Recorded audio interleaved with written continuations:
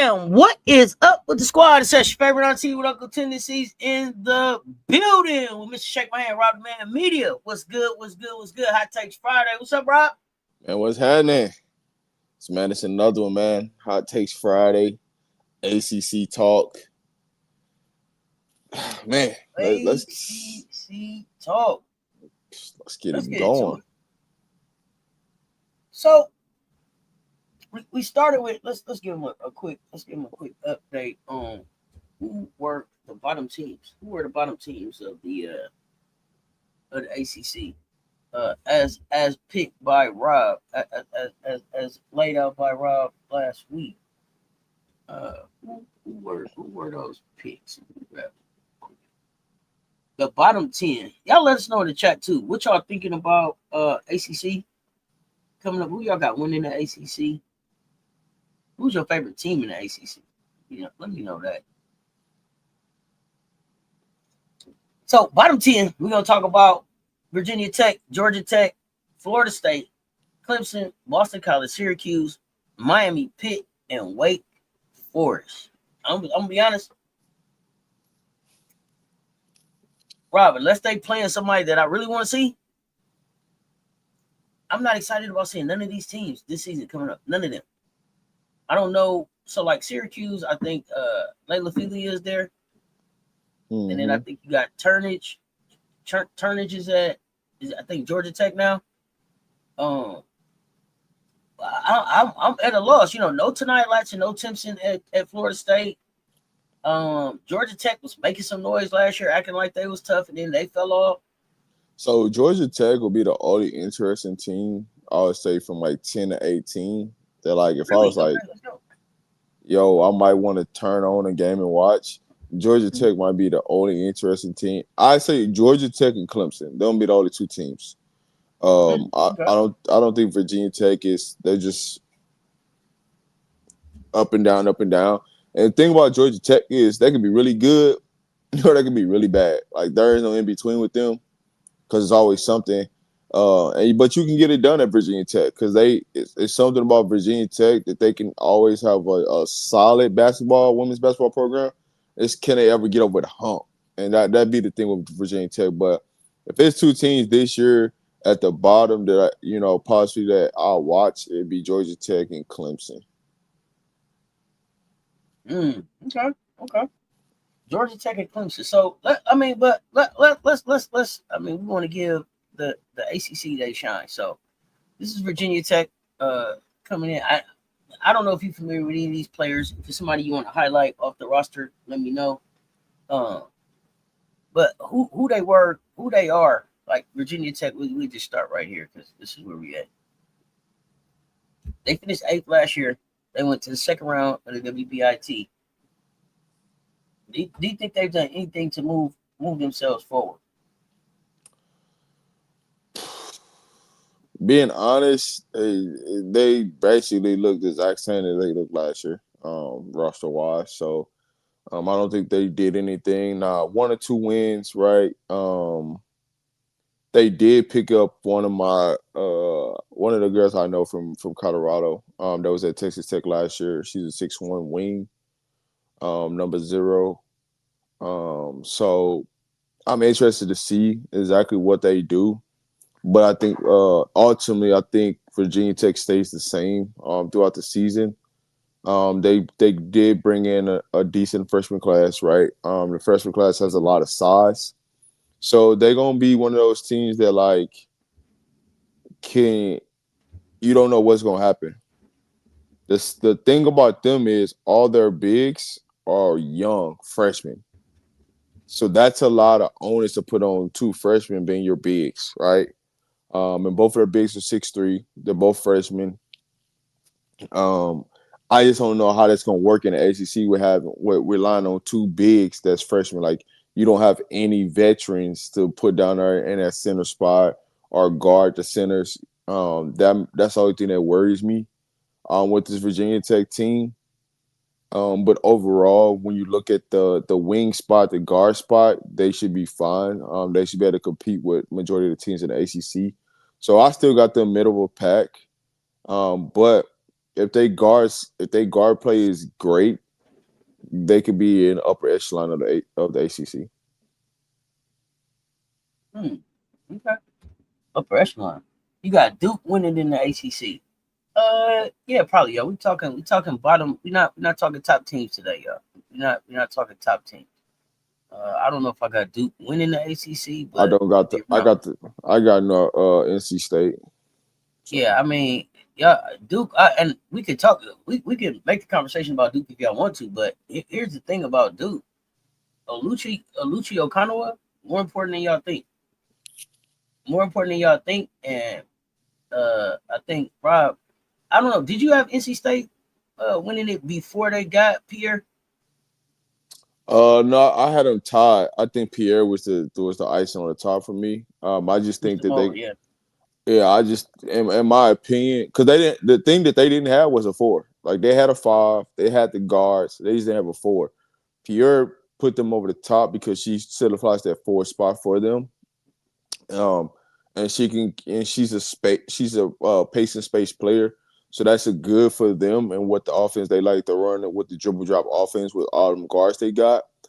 I just think that they got so many dominant guards on that roster that ultimately that's what's going to end up winning because guard play wins you championships, wins you in the NCAA tournament. Guard play wins you.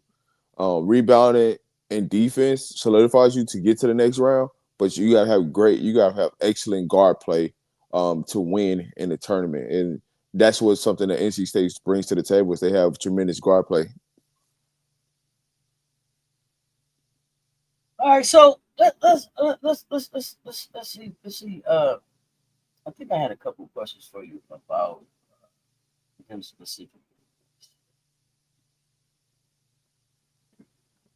I don't know why StreamYard and giving me all this trouble right this second.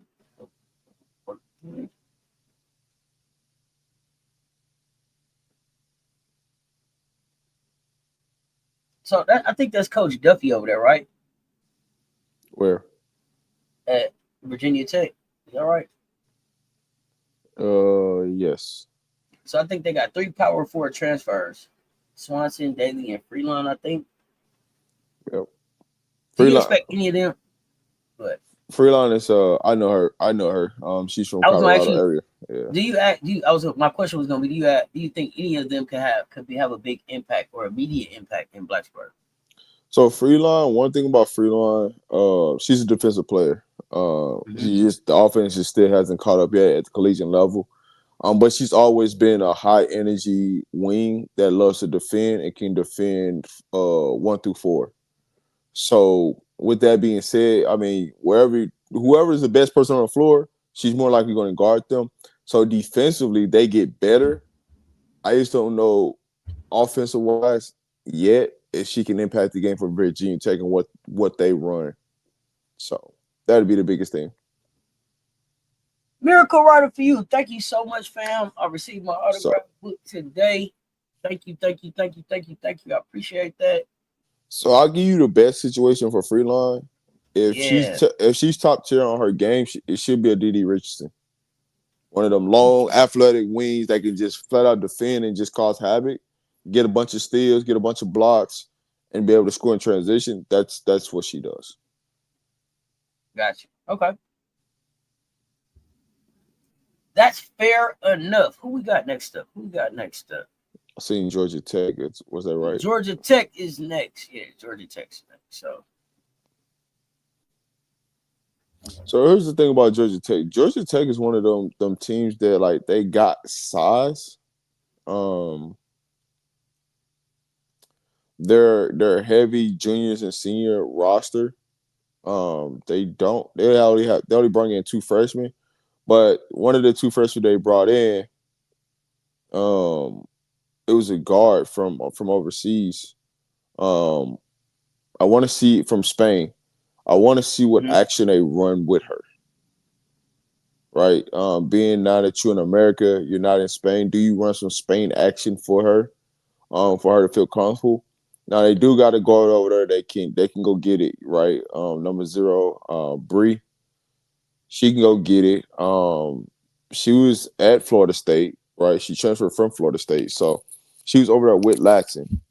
So, now what is she gonna do that now that she's not at Florida State and she's at Georgia Tech? What does that look like? So, this team is it's just an interesting team. It's a super interesting team.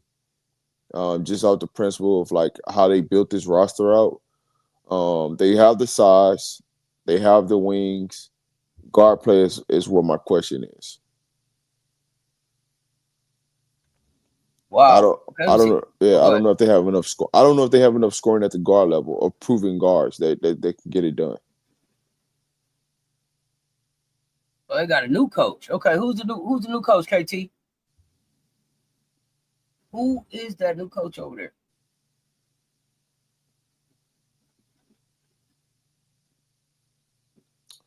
Boom, boom, boom, boom, boom. Coach Blair.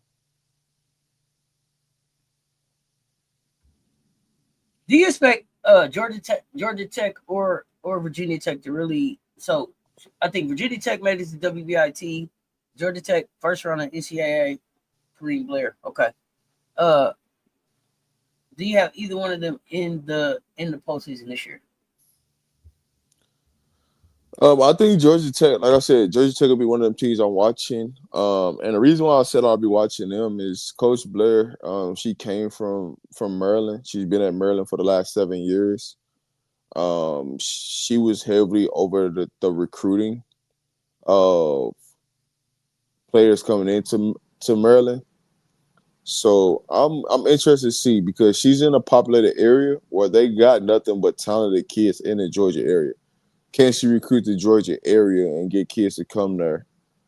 It's my biggest thing with them. But as far as when you talk about can they make the tournament, I think this is one of the teams that has to be a sleeper team in the ACC. But like I said, the guard play is going to be what my biggest issue with them is. The size you're fine with is can you get it done with the guards?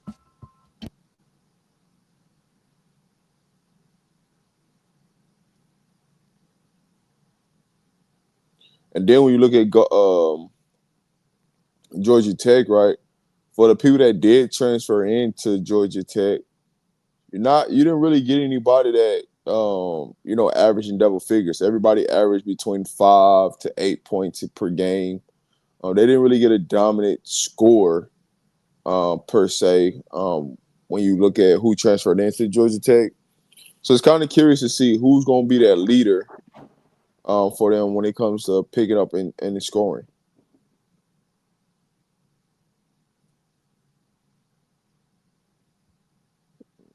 Can they finish higher than ninth place? Yeah. They could definitely. They could. Um, it's it's a lot of information I need to see about Georgia Tech.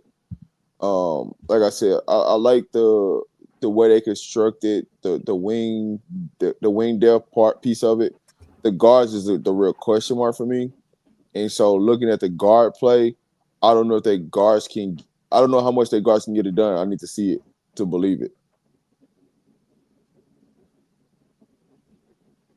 How much pressure is on this first year coach? There's no pressure on her, Okay. and that's what's going to help them win is that there is no pressure. Yeah, their coach came from Maryland. She was the top assistant for them at Maryland, and she did most of the recruiting for Maryland. So she came in as the recruiting coordinator at Maryland, and then got bumped up throughout her time there. So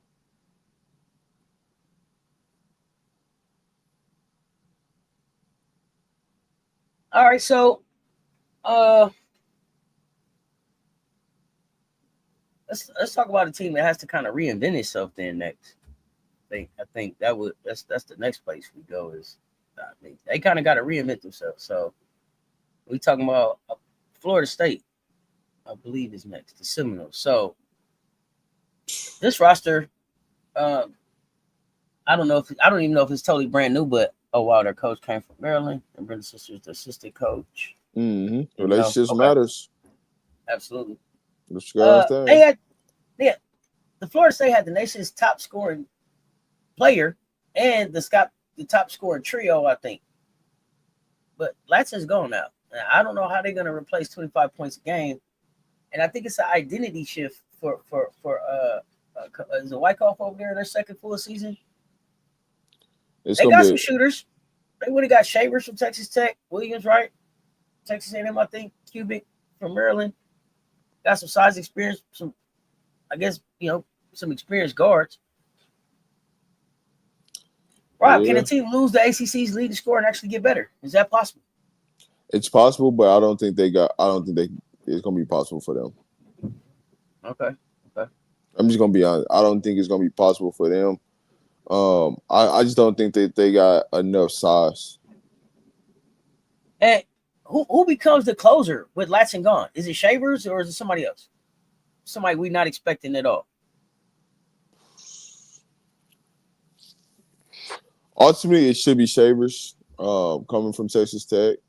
I didn't think she would go here. I thought she would go somewhere else. Really? But I understand why she went here. Mm-hmm. I mean, if you look at what they let Latson do, what do you think she's think? You know what I'm saying? You coming in thinking that, hey, man, I can do the same thing. Y'all going to let me shoot 20 times a game? Let me be a dominant scorer? Yeah, I'm here for that. I don't think she wanted to put herself really in a real winning situation. It's more about her getting her stats, trying to get her overseas work. You know what I'm saying? Trying to get a job overseas.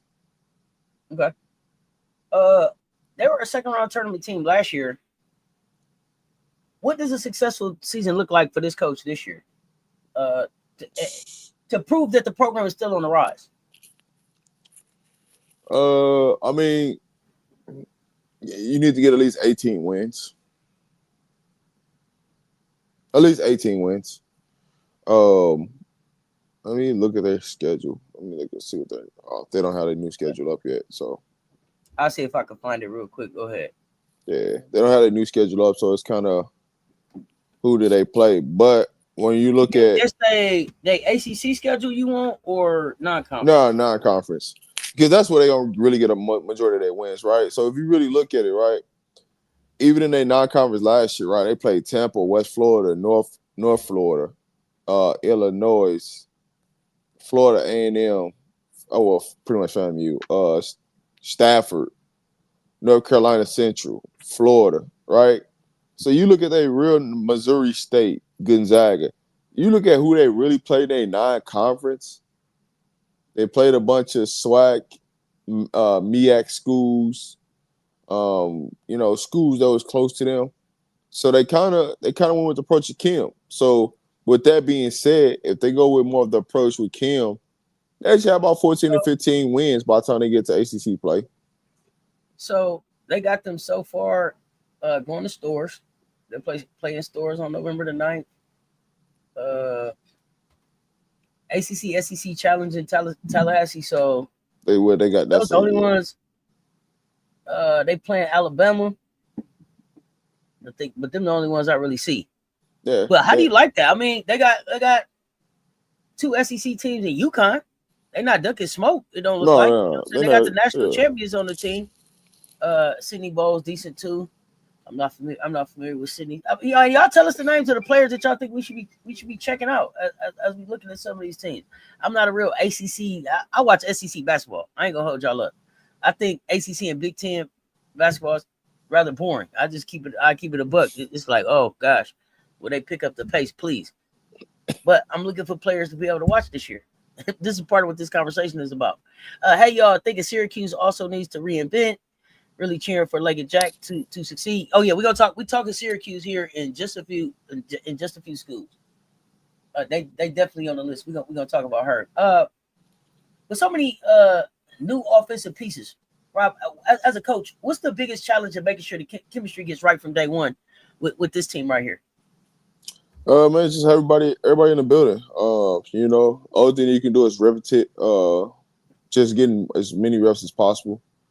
But here's the thing: the biggest thing with the offseason is you don't get that much time with your team, right?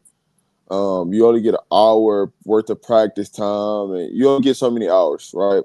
Mm-hmm. So the NCAA gives you 4 hours. You got to split that up and divide things, and So unless you're playing in like a foreign tournament or anything like that, you really don't get to spend that much time with your team in the off season. So it's really just individual work, strength and conditioning, things like that. Unless you have a foreign tour, or you representing for Team USA, the university is. So still a top 4 team in the ACC, or does Latson drop them to oh middle of the pack? no, they're not top 14. Can they They're work? about middle of Can the they pack. work back to that? Can they work back to that? Anything's possible in ACC. Let me just like not count things Well, out because I let can't me ask treat. this. Yeah.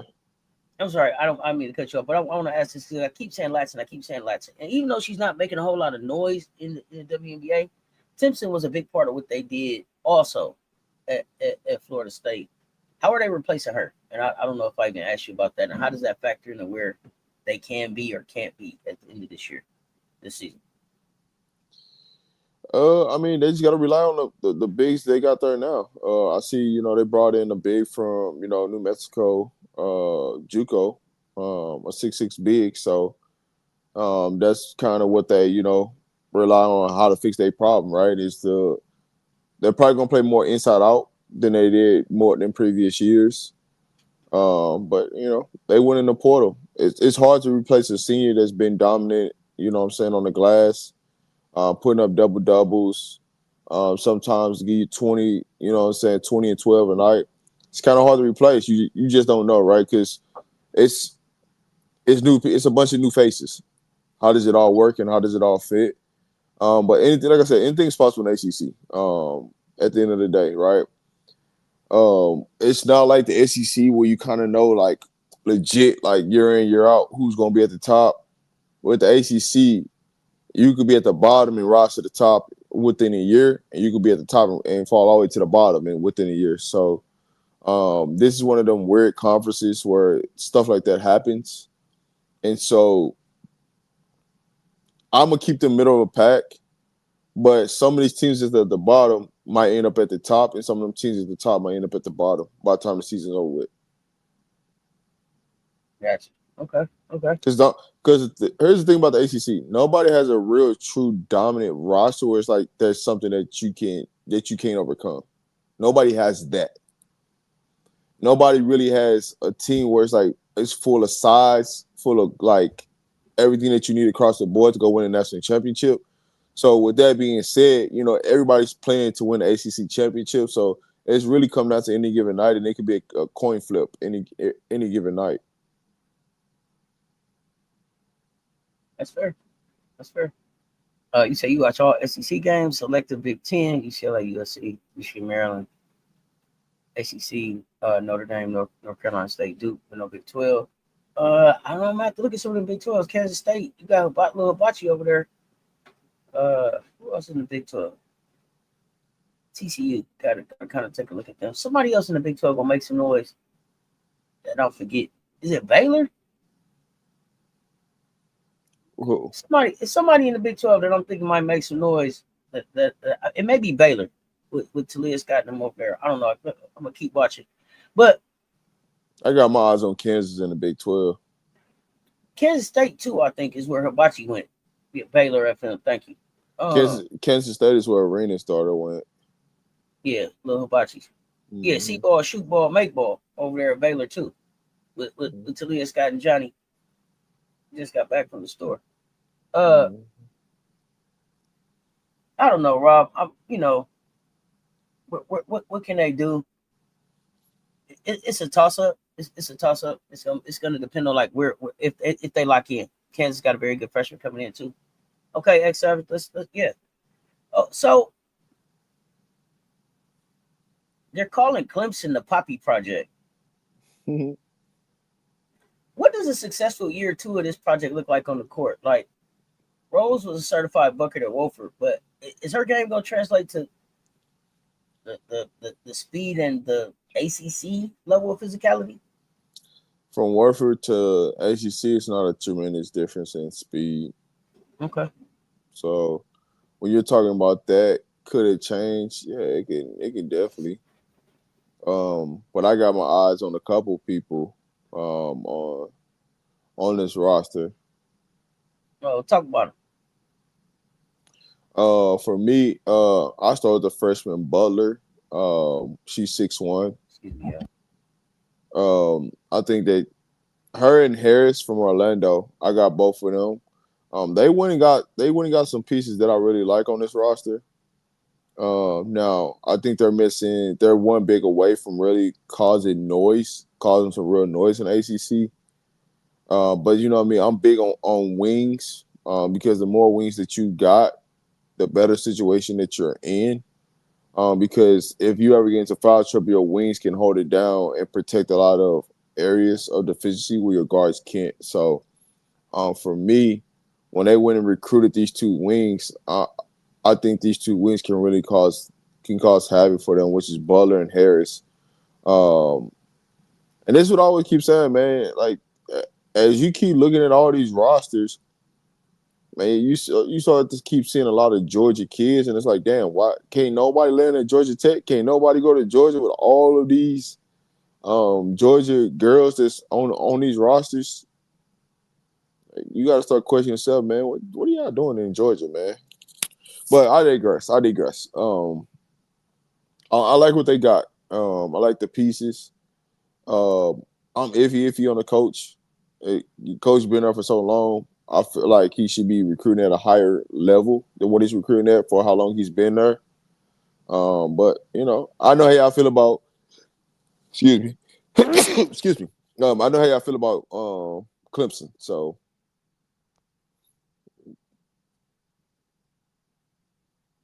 Coach. But Clemson is one of those teams that I don't know if they know what they really want out of this season.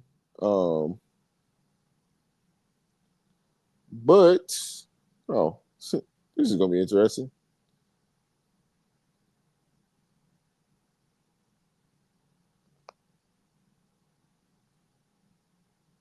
This is going to be interesting.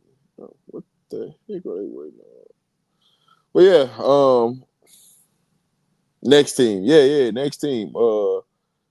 Next team. I know y'all don't. I know y'all hate Clemson, so the next team will be Boston College. That we talking about, right? Because I know how bad y'all hate Clemson. It is what it is, right? Where they finished at last year, I think they will improve. I think they will be higher than 14th, Clemson. I think they end up being higher than 14th. But at the same time, I don't think they're an upper echelon team. So, Yo, my bad. I had to step away. I had one question for you about this. Can this team pull off a signature season-defining upset? And if so, who could they knock off? well, gotta see their schedule because their schedule doesn't upload on their website. So, gotta see what they're gonna Okay. play.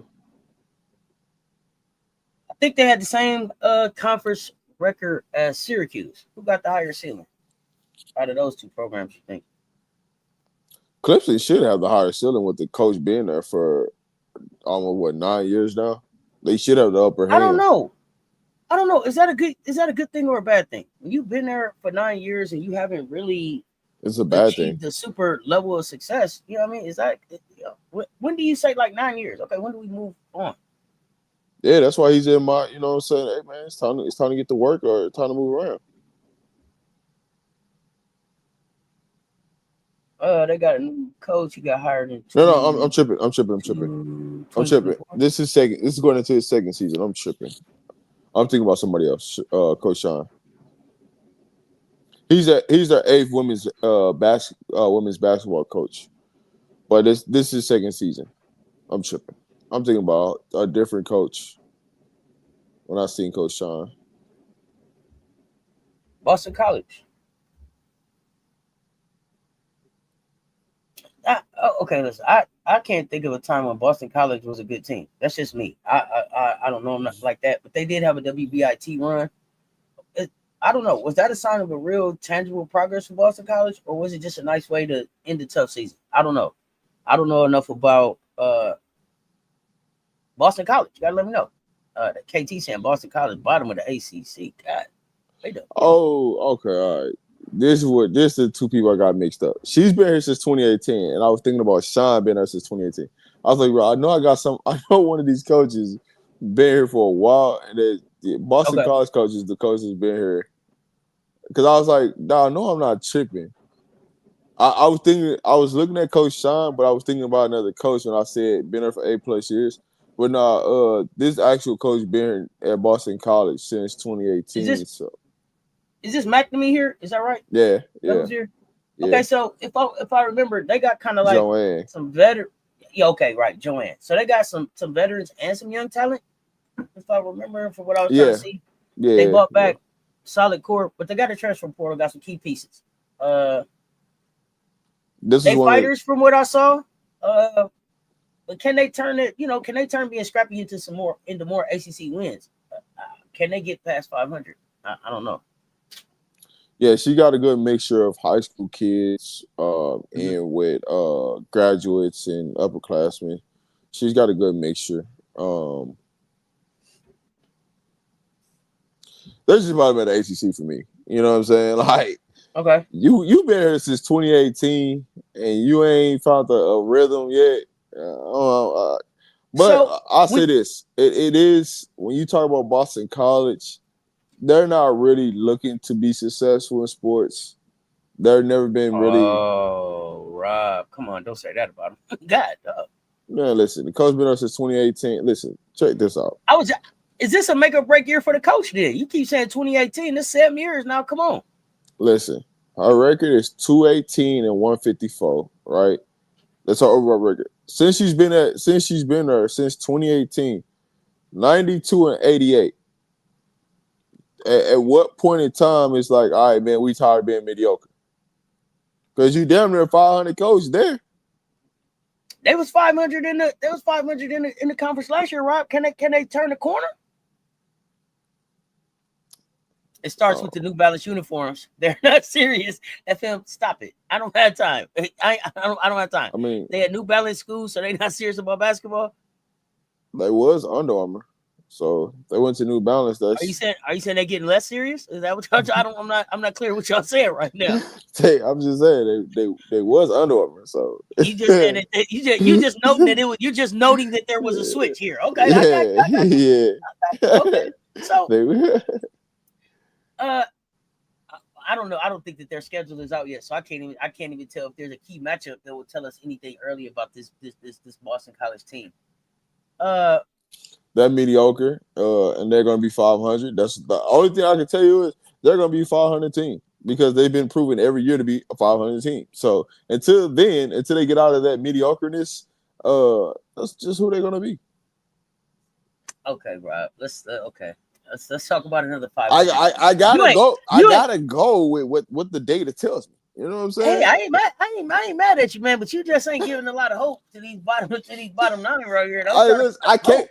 How I'm can I trying to give find something to hope? be excited about. I'm trying to find something to be excited about, Rob. I'm trying to Listen, find something to be excited about in this last nine. I mean, we got. So I mean, you got to give me something positive for Syracuse at least. We got Leggett. listen. That's Leggett Walker over there, right? Is that right? How can I really? Leggett Jack. I'm sorry, Leggett Jack. We Hey got we man, got Felicia over there. yeah man. Hey, listen, the Q's and producing players. You know what I'm saying out there. Okay, listen. They brought in Layla Felia from Texas. Mm-hmm. They brought in, I think, Aurora from Miami. So they're Mm-hmm. trying to change the culture. So I think for the key for Syracuse is I think they got to start with defense and consistency, Rob. I don't know that they got a offensive juggernaut on their roster. I don't know much about the kids on their roster, so you'll tell me more about that. But just looking at what I was able to see about them, it's got to come from the defensive side. I think they got to find a way to win it, like grind it out, tough time in a tough kind of way.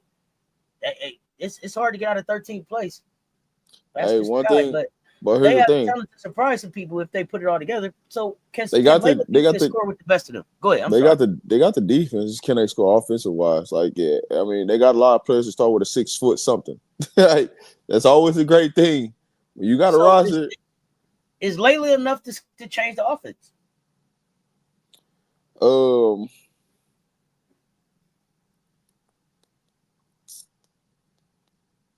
it's a wait and see for me. It's a wait and see. And Um, is that just because you want to see her healthy? I mean, yeah, I think we had the eye issue last year, so we didn't see her at Texas. But at Michigan, she was a scorer. She proved she could score at the best of them. If the kid gets healthy, I'm excited to see what she can do. I didn't expect Syracuse out of all of the schools, so after Michigan and Texas, I didn't see Syracuse coming, so I was a little I shocked. want to bet 10-1 that everybody that's in the ACC has a Georgia kid on their roster. Okay, somebody take a look at that for us. Let's find out. Like, I want to bet everybody in the ACC has at least one kid from the state of Georgia on their roster.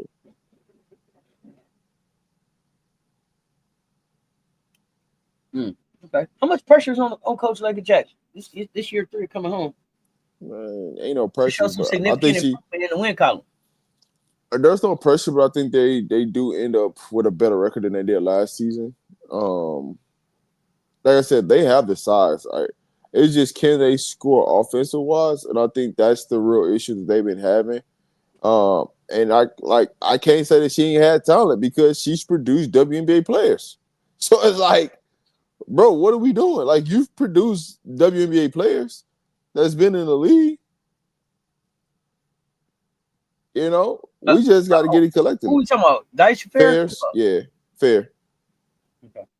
I mean, that counts. Like if you producing, it counts. You just got to get it collectively Oh done. yeah. No, I just didn't know if there was someone else that I didn't know about, because I know her and Daisha didn't start at Syracuse. They was at like Buffalo or somewhere first, right? And then Yeah. she came home to Syracuse. Daisha came with her.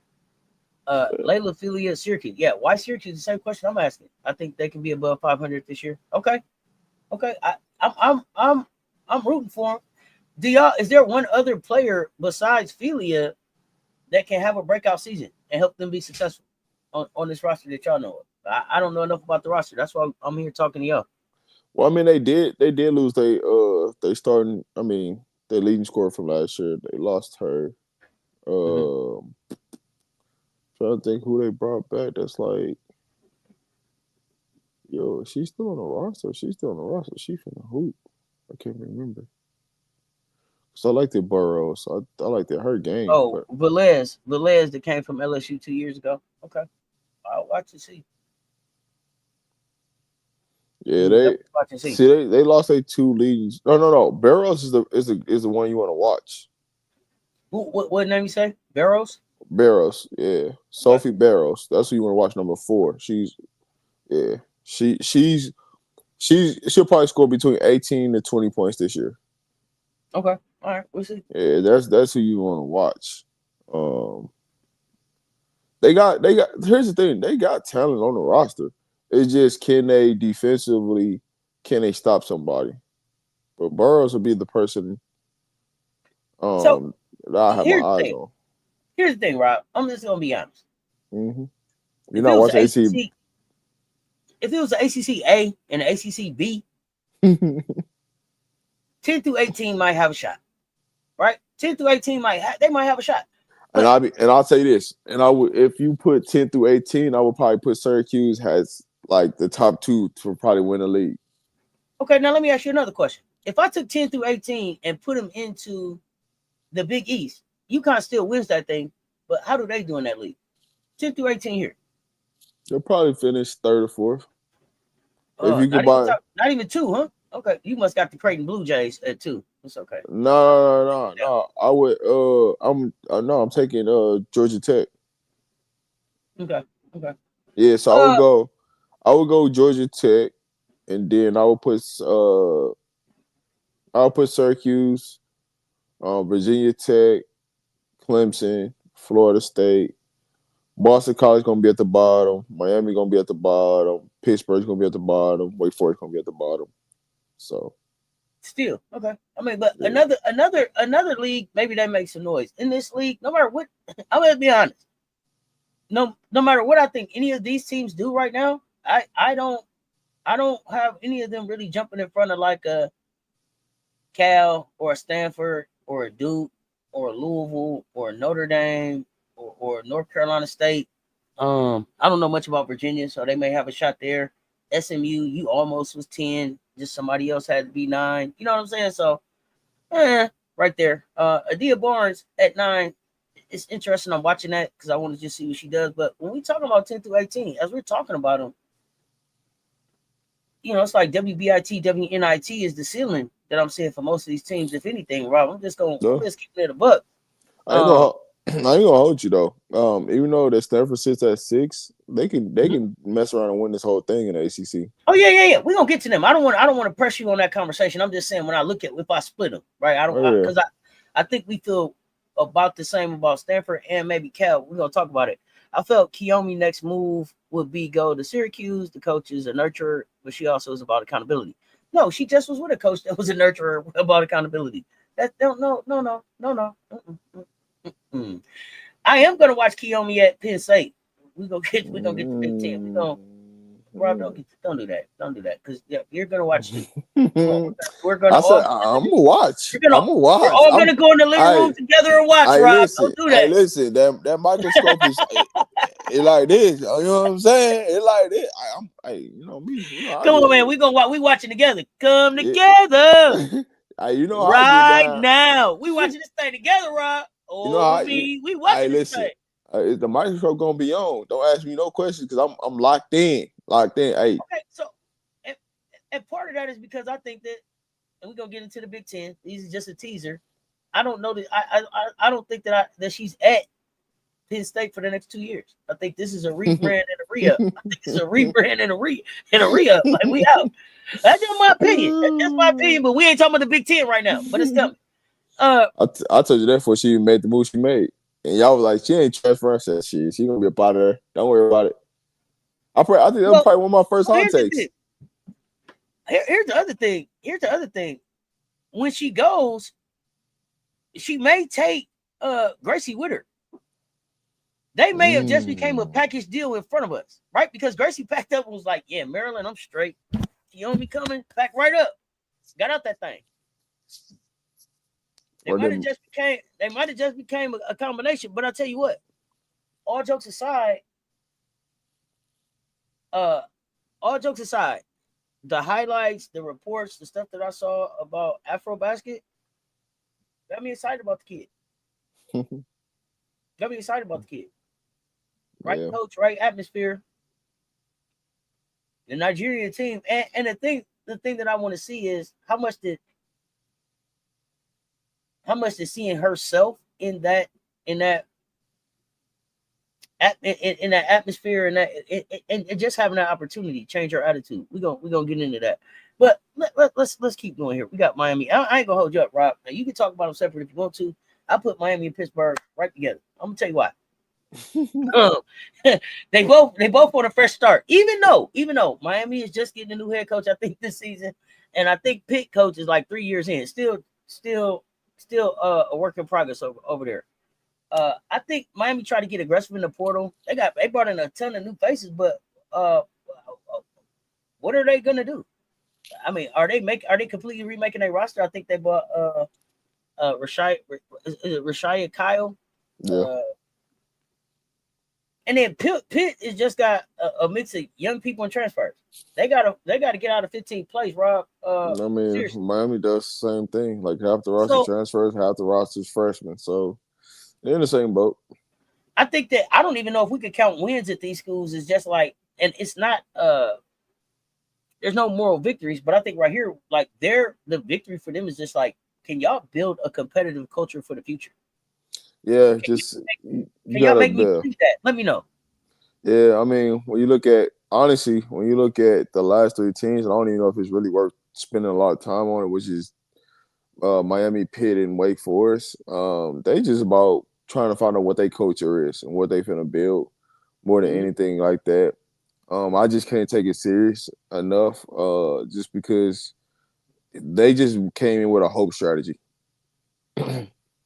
Like that's what I look at. It's just a pure hope strategy, man. We just threw a bunch of players against the wall, and we're gonna find out. We're just gonna try to pick a 5 and see if it works.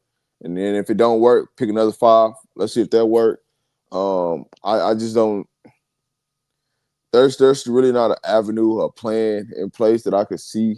Just going through the roster, understanding who the coach is, that like has some concrete, real like, yo, this is who you need to watch out for. So, out of these three programs, which one is closer to becoming a consistent mid-tier, at least ACC contender?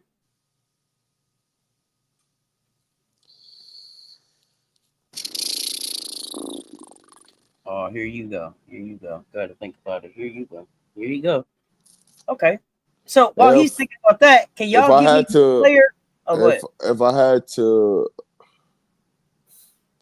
put my money on it, I would probably go Miami. Because their program's the easiest to fix. Out of the three. But you know. Okay, I see Tanya, you say Pitt. Can y'all give me one player from either Miami, Pitt, or Wake Forest? I'm not. I think it's gonna be a surprise star in this conference this year. FN, it's not that there's nobody with trashing none of those teams. It's just a work in progress, right? You know, they're starting from the building blocks. And so what is the standard? Who do you build around? What does that look like, right? Because all three of these bottom teams is half their roster is freshmen, half their roster are seniors or graduates.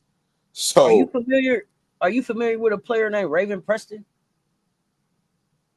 I heard the name.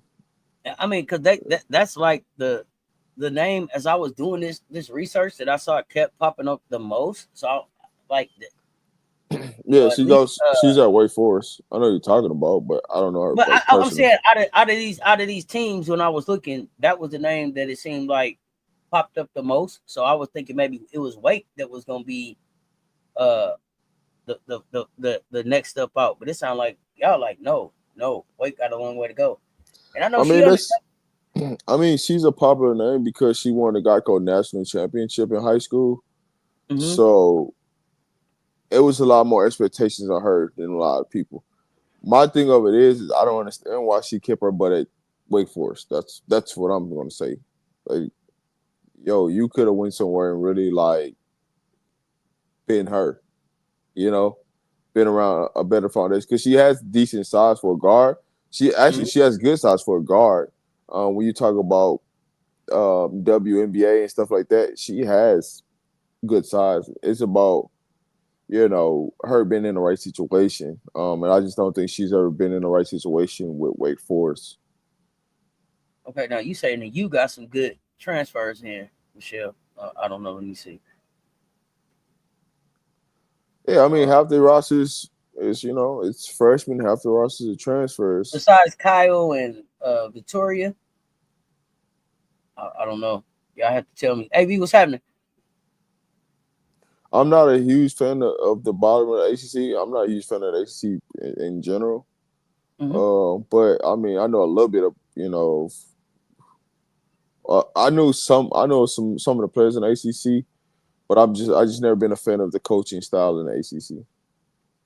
So after all of this, I ain't been a fan either. But we done looked at these teams in the middle and the bottom of the conference. Now I got to pick a sleeper team to make a jump. Choose wisely.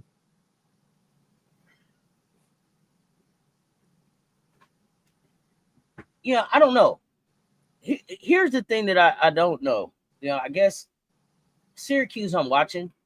Florida State, I'm like, damn, you know, you lost Latson, you lost Timpson. Do you have enough experience still left on the team to be more experienced than the rest of the teams at the bottom, right? To fight for that mid-tier spot. So, you know, besides Syracuse, I guess right now I would be looking at like Florida State or Georgia Tech right now. Them probably would be the two. Getting ready to board plane back to Florida. Recruiting is not strong for Miami. Decent freshman class, but needs development. Not sure if Meyer can handle it. Tanya Hanks, safe travels, fam. Appreciate you popping in. Safe travels. Thank you for that. Working and lurking. MJ, what's happening? So yeah, Rob. Yeah, Georgia Tech, Florida State. I got to kind of stay right there. Maybe a sleeper. I'm you know, Syracuse maybe. You know, I'm rooting for him, but I'm just being honest. It would be out of those three. All right. I think it's gonna be a war zone this year though. New teams, they got new teams that some new chaos. I think SMU is going to surprise some of the upper echelon teams. Even though I got them at number 9, I think they're going to surprise some teams.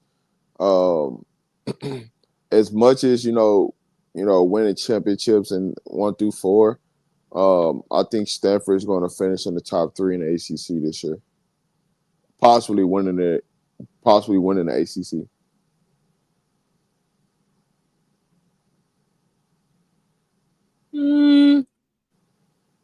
We're gonna talk top 9. I like Cal better than I like Stanford, but that's because I got a game pack over it. That's fine. I got a Colorado kid on Stanford, so I mean, and that's what it is. When I think about Sakima is one at every level. She's coming in a national champion. She's coming in battle tested and proven. Can she bring that culture to Cal? It's gonna be interesting. Yeah. But Nunu stayed. And they brought some talent in Stanford. So, like, we're gonna talk about this. We talked about Kate Pay too.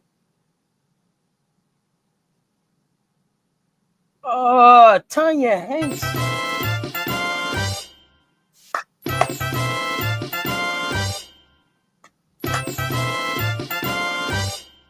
Yeah, thank you for the support. Appreciate the super sticker. Stanford for sure. I mean, the ACC. It's wide open. This is one of them years. It's wide. A lot of teams just gonna be grinding.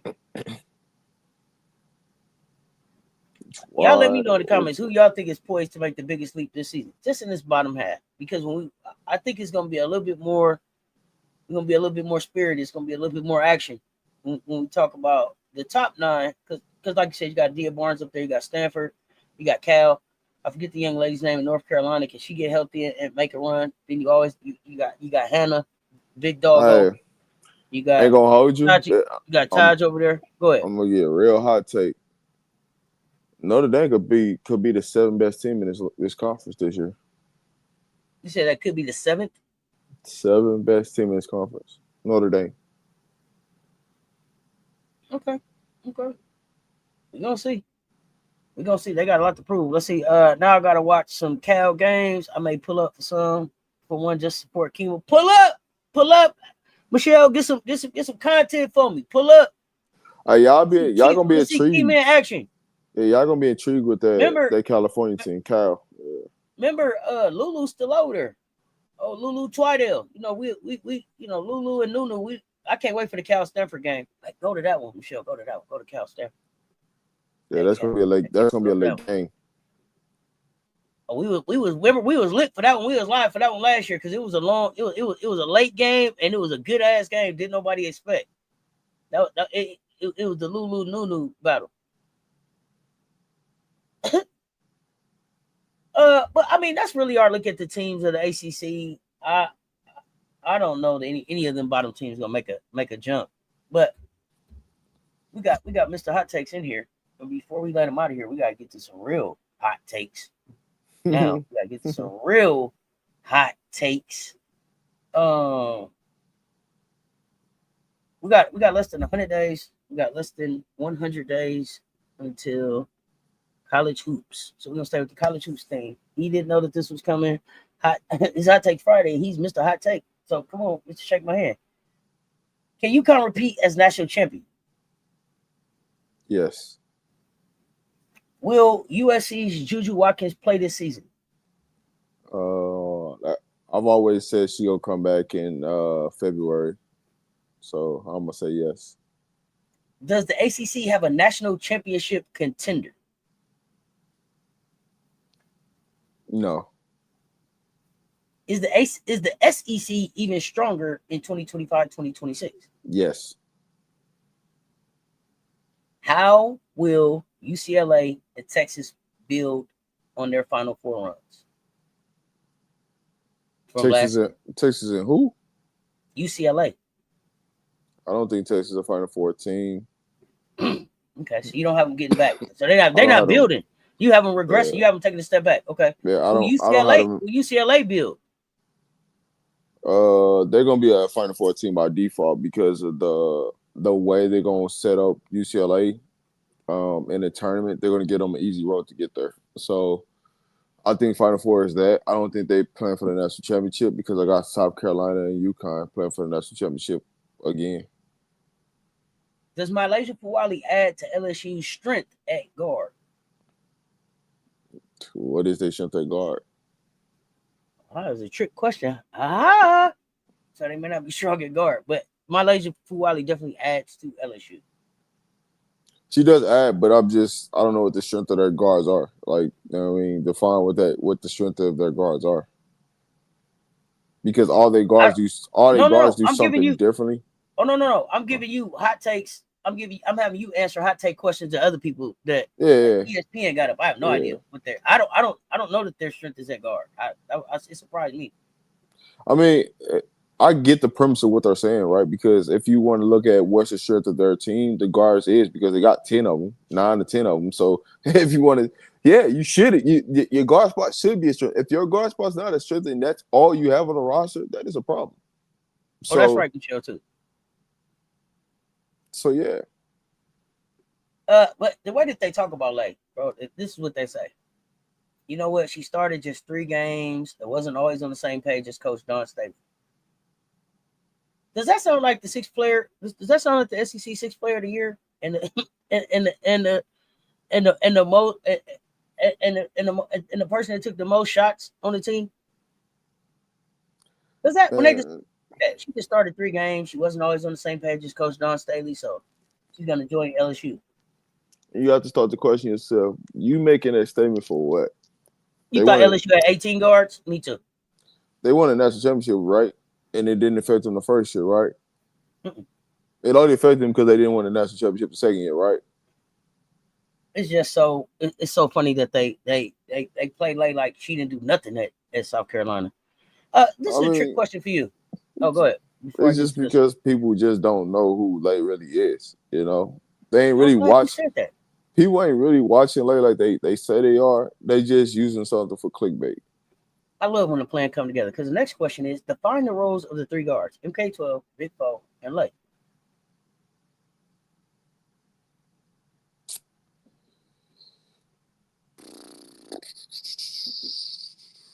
I'm only doing that because it's like what I feel versus what they gonna do is gonna be complete opposite, right? Well, let's hear what you feel. Let's hear what you feel. I feel Ford should be the leader of this team. Okay. End of game situations. Well, here's the thing. Folks should be the leader, right?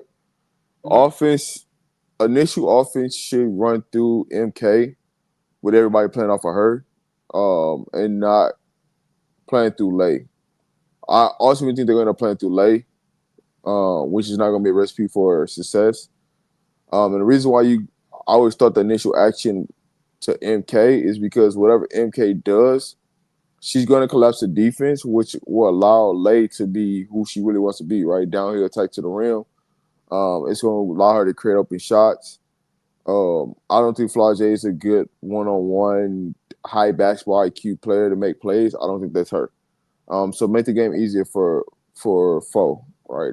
So that's me personally what I would do. Okay. Lay could end up being the scapegoat if they don't make the Final Four. You say Lay could be the one option. Hey, don't. She's already a scapegoat, regardless of how you want to look at it. She can go out there and score 30, drop 30. She's still gonna be the scapegoat. That's already wrote. Oh wow. Okay. Storyline to watch. What should we expect from TCU after this Elite 8 run? They got who said they going to the Elite 8? They win Elite 8 last year. After that run, what should we expect from them? I don't got them in Elite 8. They're going to listen. They're going to. No, what they're saying is that TCU made Elite 8 last year. After they did that, what should we expect from them going forward this year? It looked like what Bopa was saying. Sweet 16. Step back, regression. Okay. Well, Stanford returned to the NCAA tournament. Here's what I'll say before I finish this statement. Yeah, go ahead. In the Sweet 16 game, if they're playing an SEC school, they are out. They're playing a Big Ten school. They're Fair. out.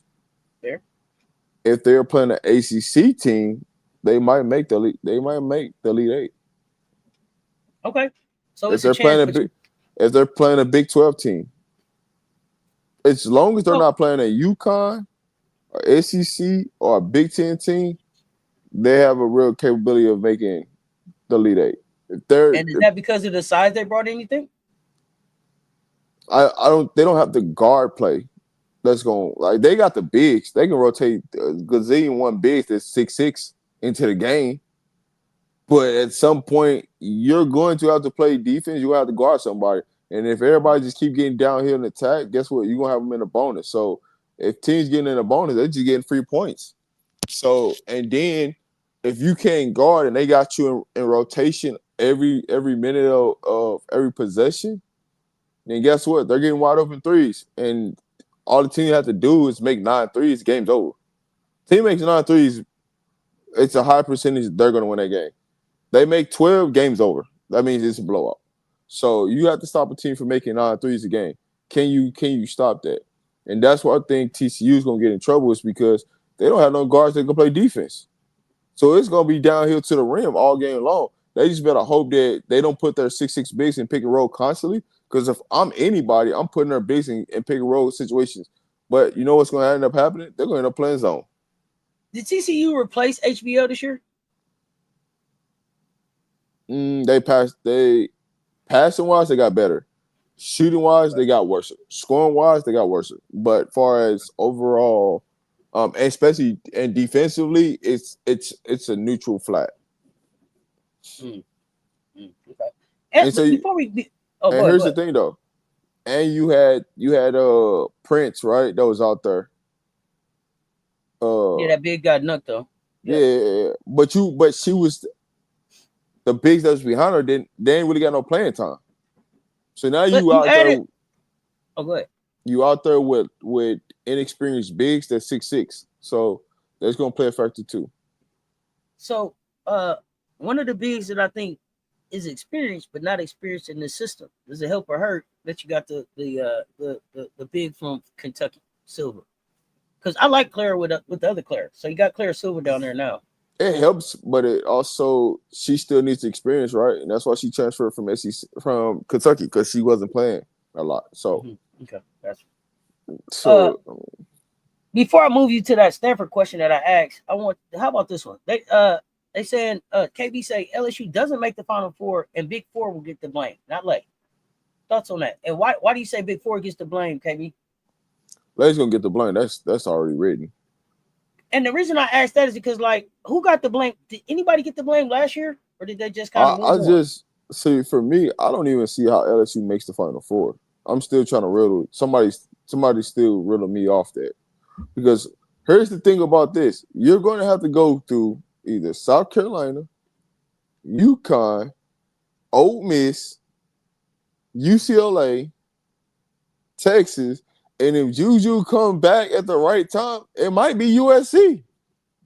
And so think about that. I will take USC over taking LSU. Guard for guard matchup. You talking about they got Jazzy, they got Kennedy, and they got Juju versus, and they all bigger. They're all 3 of them are bigger than Lay, Foe, and MK. Man, stop it. Who's stopping Juju? And you know she trying to get 30. But y'all saying Caitlin Gilbert got the blame last year. Okay. It's gonna be interesting. I think to me, I don't think Big Foe has gotten the blame the last 2 years. So I don't think she catches the blame this year. I think my Legend for Wally is the face of the scapegoat faces this process if it doesn't work out. She's gonna be the scapegoat because everybody gonna point at, man, y'all brought her in and she didn't deliver the goods because they're everybody looking for her to be the savior, right? And so with that being said, hey, if they don't get to the Final Four or they just get to the Elite Eight, it's the same situation from last year. So savior means Final Four, or the savior means championship, or the savior means you gotta get to at least or the savior means average 30. No, you gotta at least 25. Get to the final. You gotta at least get to the Final Four to give us the opportunity to get to the national championship game. That's what the savior is. So it's not That's what about we about stat to line. do. It's not about how much he scores. It's not about how many assists. It's not about any of that. It's about where they finish. Can you deliver the What goods to define? help us? Yes. Can you deliver the goods to help us get to where we need to get to? The ultimate is the Final Four to the championship game. Got you. And if you can't do that, then what the hell are you doing? I just feel like we can already predict their season. That week 9 conference not changing. Told me. People stop talking about KG the closer. I told y'all when basketball stopped being fun for KG. Need I remind you? When that 6'2" wingspan. That's okay. Look, go, y'all go see it. Basketball. That girl started dribbling between her legs. Like, I don't know. Maybe I do want to play softball. I don't know. That's what it looked like to me. Anyway, will Stanford return to the NCAA tournament? Yes. Hands down. That's a you can lock that in right now. Okay. Last year was just one of them one-off because of a new coach and switching air. That was just a one-off. They back in. Give me a yes or no on these. UConn goes undefeated for the 7th time in program history. No. SEC makes up the entire Final Four. No. Tennessee back to the Final Four for the first time since 2008. Woo. That's a tough one. That's a tough one because it comes out to that's the hardest question to ask because what is the brackets, right? If this was fine, if this was March, right, and brackets are out, what's the path? I can better answer that question. Way too early, I'm gonna say no, just because I don't know what team they're gonna match up against. I got you. Okay, but that could change. I understand. Based on matchup, that could change. Yeah. TCU makes the Elite Eight again. We kind of talked about that. No. UW. Washington makes the Sweet 16 for the first time since 2017. Yes. Arizona State, and Grand Canyon all make the NCAA tournament.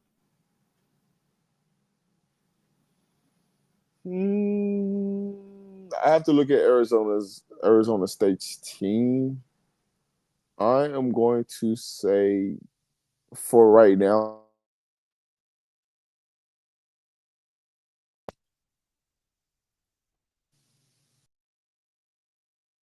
Oh, he shut down on that one. He didn't even talk about it. No, he's like, for right now, I don't want to talk about it. Arizona a year away. Yeah, Rob was like, for right now, he said, for right now, I don't want to talk about it. Yeah, for right now, I'm gonna say no. Minnesota get another NCAA tournament bid.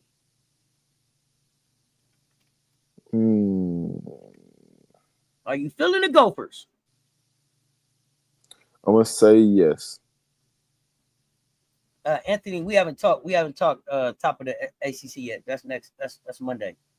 And then we'll give ours. Does USC fall out of the top 25 with so much roster turnover? Do you have them falling out of the top 25? Let's see where they get ranked at. Because I don't know exactly. I want to see where they get ranked at. My answer to that will be a no, due to the fact that they're going to have opportunity to get quality wins throughout the season. South Carolina produces 3 All-Americans: Kitts, Edwards, and Latson. Say that again? South Carolina produces 3 All-Americans: Kitts, Edwards, and Latson. No, 2. Okay. 2. And it's not saying that they won't have a season that's worthy. I just know how the politics will play out where they won't give South Carolina 3. Hannah Hidalgo, will she get a quadruple double this year? No. Buy, sell, hold on these teams being title contenders. South Carolina Gamecocks. Bye. UConn. Bye. UCLA. Hold. Texas Longhorns. Sell the product. LSU Tigers. Sell. Duke Blue Devils. Sell. Tennessee Lady Volunteers. Hold. Oklahoma Sooners. I'm buying into that stock. NC State Wolfpack. Buying. Maryland Terrapins. Hold. Buy, sell, hold on these 10 teams making a jump into the national spotlight. Georgia Lady Bulldogs. Sell. Can they get in the national spotlight? Iowa State Cyclones. Buy. Michigan Wolverines. Buy. Missouri Tigers.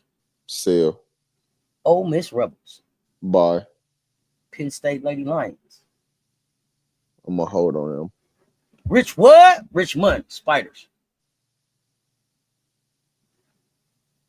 Sell. Stanford Cardinal. Buy. Virginia Cavaliers. Hold. And the Washington Huskies. Buy. Rob, they want to know, why are you selling on Texas? What has Texas shown you? And you say, who will have a better season, USC or Notre Dame? Is that Southern California or South Carolina or Notre Dame? Let me know exactly. Yeah, it's what has Texas haven't shown me that they got better in the offseason?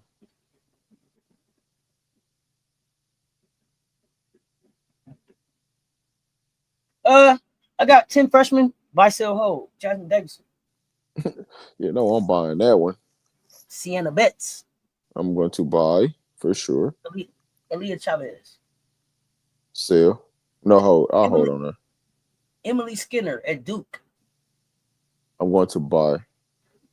Aaliyah Crump, Texas. I'm going to hold. Agat McKeer, South Carolina. Hold. Grace Knox, LSU. I'm gonna hold on her. Haley Swain, Stanford. Bye. Mia Pardo, Tennessee. Bye. The other twin. Bye. Bryn McGaughey from Washington. I'm probably saying her name wrong. Well, a 6'2" forward. I'm buying. These kids, did they make the right call for the school they picked to transfer? Latson to South Carolina. Yes. Miles to CCU. No. Wiley to LSU. I mean, she already had 2 other schools she can go to, so I have to say yes on that one. McMahon to Ole Miss. Yes. Williams to UConn. Yes. Neepkins to UCLA. I want to see her go to Oklahoma, but I'm good with that. So I'll say yes. Garzone to Maryland. No. Barker to Tennessee. Yes. Carnegie to Georgia. No. And Okanawha to Maryland. No. Are you buying these players for breakout potential? And the Stokey. I don't think I don't know what else she can really do at Iowa. So breakout. She can't break out. Okay. I Jordan mean, Lee. Well, here's my thing. What is the breaking off for her? What else can she really do that she hasn't shown? You know what I'm saying? So she's been playing ever since she's been there. But so here's my thing. When I say breakout, be in the conversation for Big Ten Player of the Year. Be in the conversation for Defensive Player of the Year. Something like you coming off winning a gold medal with Team USA. Like, you need to be running. But here's the thing, though. Iowa's never been like, hey man, we care about the bigs. They always cared about the guards over the bigs. So from that situation, what you're asking for her to program may be limited, sound like. Yeah, it's the more of the program, right? Like, it's not the fact that she can't do it. It's just the fact that she's at a place where they love guards over anything. Like, they don't really have a lot of bigs on the roster. So it's like by default, she's gonna play a lot, and they're not gonna really sub in anybody behind her. So stat wise, it should look good, but at the same time, when it comes down to the big games, that's why they don't really show up in those games because they don't utilize them the entire season because it's about the guards. Okay. What about Jordan Lee at Texas? I'm expecting. I expect her to go to another level this year, based upon what I've seen from her in U19s. Now, the real question is Coach Vic and them gonna play her? So I can say yes, but they got to play her. I just want to know. I just want to know what you think, and we can figure out what the coaches do. We just right now. Let's just say based on potential, what you think about their skill set, and we on want to talk about. We understand that there's some limitation with if coaches use them right and get in the rotation and all of that. Kate Koval. Bro, what? I said breakout. No, bro, what? You heard the question, sir. You buy, sell, hold on breakout potential. Based upon she's only big on the roster, yes, she should have a breakout year. Nunu Agar.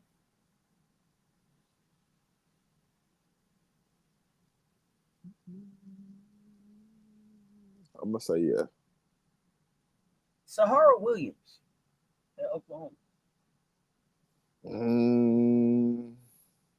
Dang, that's an interesting one. Because I got a couple other players I got to break out. I'm gonna just roll with it. I'm gonna say yeah. But I feel like it's gonna be somebody else. But I'm gonna say yeah on that one. Is it Sierra Dino? Oh, Miss Rebels, Molly, born in Molly. Is at Virginia the last 2 seasons? Yes. Smaya Nichols at Kansas. Yes. I like that Kansas team. Silas Swartz, Michigan. Oh, I mean, how many more levels? I mean, she got more levels in her bag.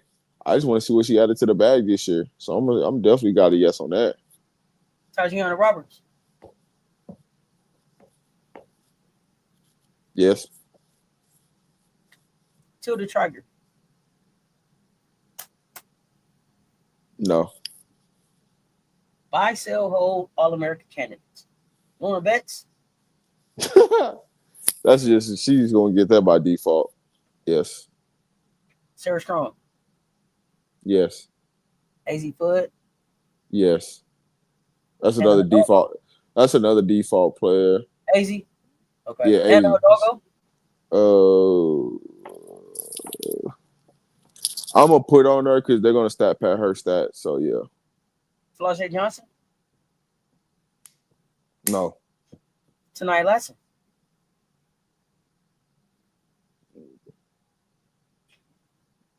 No. Joyce Edwards. Yes. Olivia Miles. Some way, somehow, the committee's gonna put her on there, so I'm gonna say yes. Madison Booker. No. Michaela Blakes. Yes. Absolutely. Somebody asked who's my breakout sophomore, Michaela Blakes.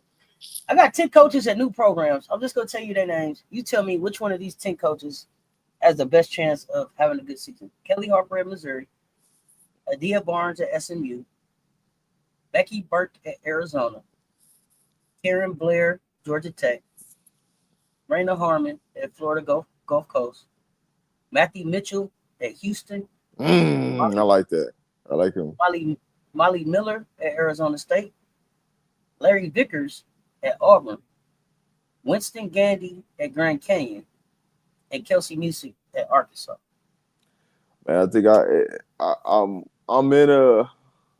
It's like a 3-way tie for me. Okay, tell me who. I got Coach Vic at Auburn, Mark Mitchell at Houston, Matt Mitchell, and then the coach at SMU. It's a 3-way tie for me there. Okay. Hey man, that concludes the hot seat, man. You ain't do too bad. We're gonna clip it, and we're gonna remember it. We're gonna hold on to these receipts, and we're gonna revisit this thing again with Mr. Shake My Hand. I got it. We'll get ready to get out of here. What you got? I got a buff show today. The time I'm not just sure yet because it's a bunch of media stuff going on right now. So I'm about to get to work, man. Get ready for this next show. But it's gonna be sometime today. Oh, my bad. I forgot that question. So it's who's the better season, Notre Dame or Southern Cal? Surprisingly, I think Southern Cal is gonna have a better season than most people think they're gonna have without Juju. Okay. And when I talk about breakout, is that they have a massive jump in production, stats wise. Anthony, I'm not here for stats, but But see, here's the thing. The sophomores that I'm watching are the ones that I was watching. Tajiana, the freshmen I was watching. Tajiana, Michaela Blakes, Joyce Edwards, and their jumps may not come in stats. It may come on the other side of the ball, which is what something to add. Yeah, that's what I was just gonna say. A lot of time when you talk about making a jump, it's not always shown in stats, production. Mm-hmm. It could be shown in virtue of ways, and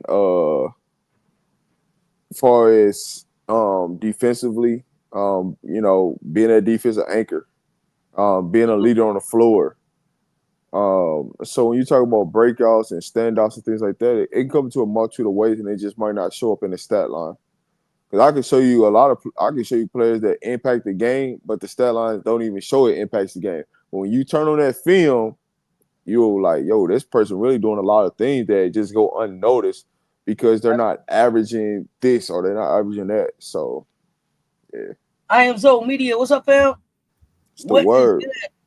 So, before we get you out of here, because we won't see you again until Monday. We know we got Colorado Buffs coming up, but we can't let you out of here without. I'll be here Sunday. You know what I'm saying? I'll be here Sunday.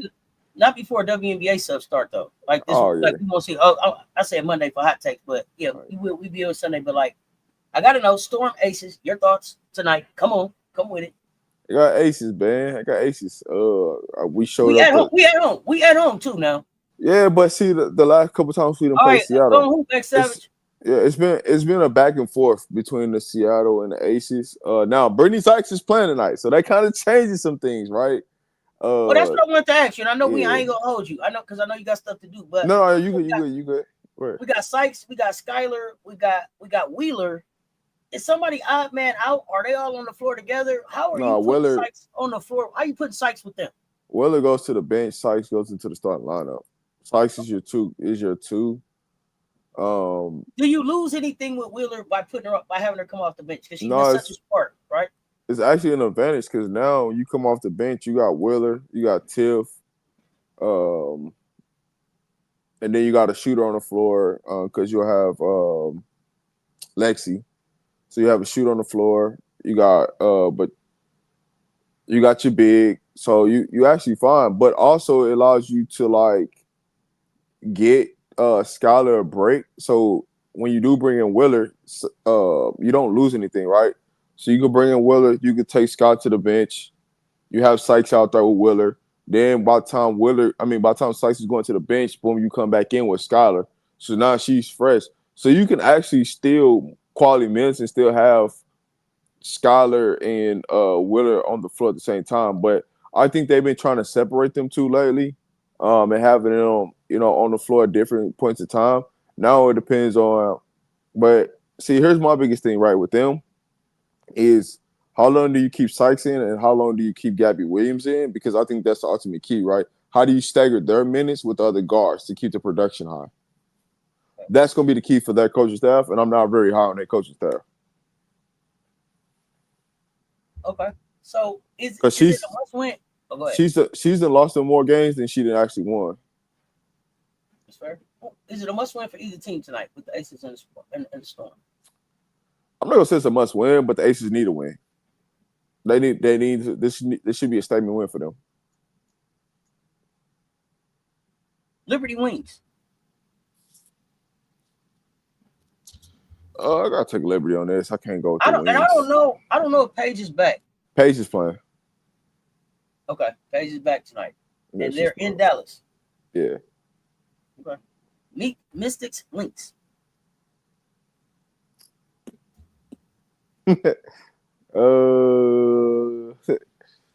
That's pretty. I mean, Minnesota in Minnesota too. Minnesota should be winning. They should be hitting the two-step tonight, line dance. After the game. Saturday. Now I will say this though. I will say this: will Minnesota rebound the basketball at a high clip? Because that's Washington's favorite thing is to rebound the basketball. And that's where Minnesota gets into a lot of trouble at times when they don't rebound the basketball. But I expected a big night out of McBride. I expect them to rebound the basketball, but I'm going Minnesota.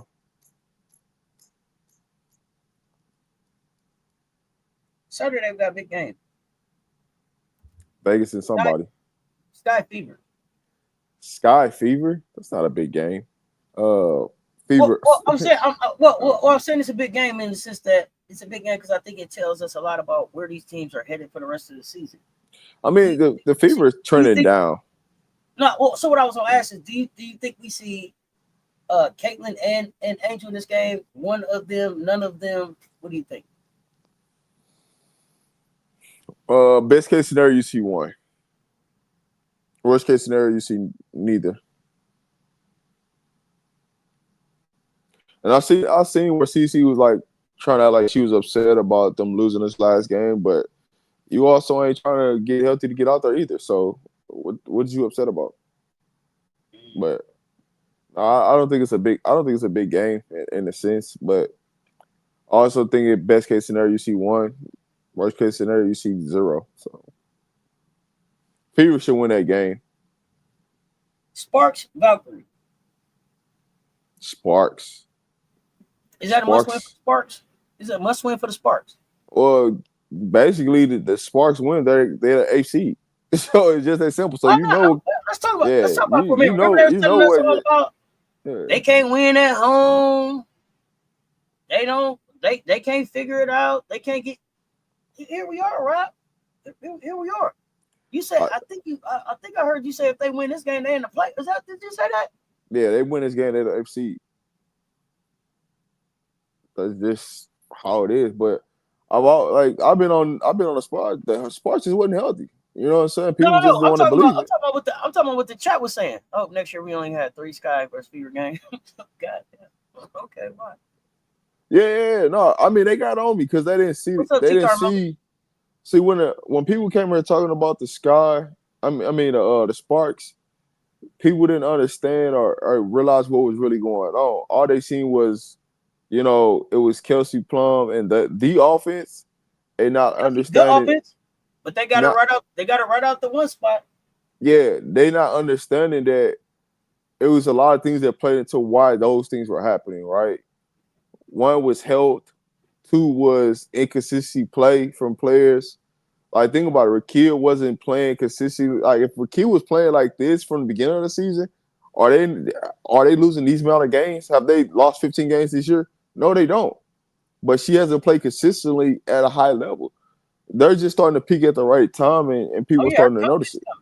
Yeah, so now that you know that she could attack, get downhill to the rim, and can't nobody do nothing about it, and she's 6'2", use that 6'2".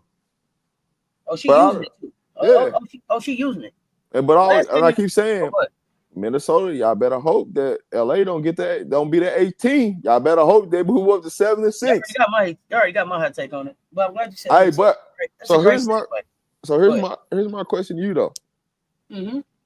Say for instance, right, the Aces get bumped up to 5, the Fever fall to 8, and LA is now the 7th or 16th. How do you feel about the matchup of seeing Indiana versus Minnesota first round?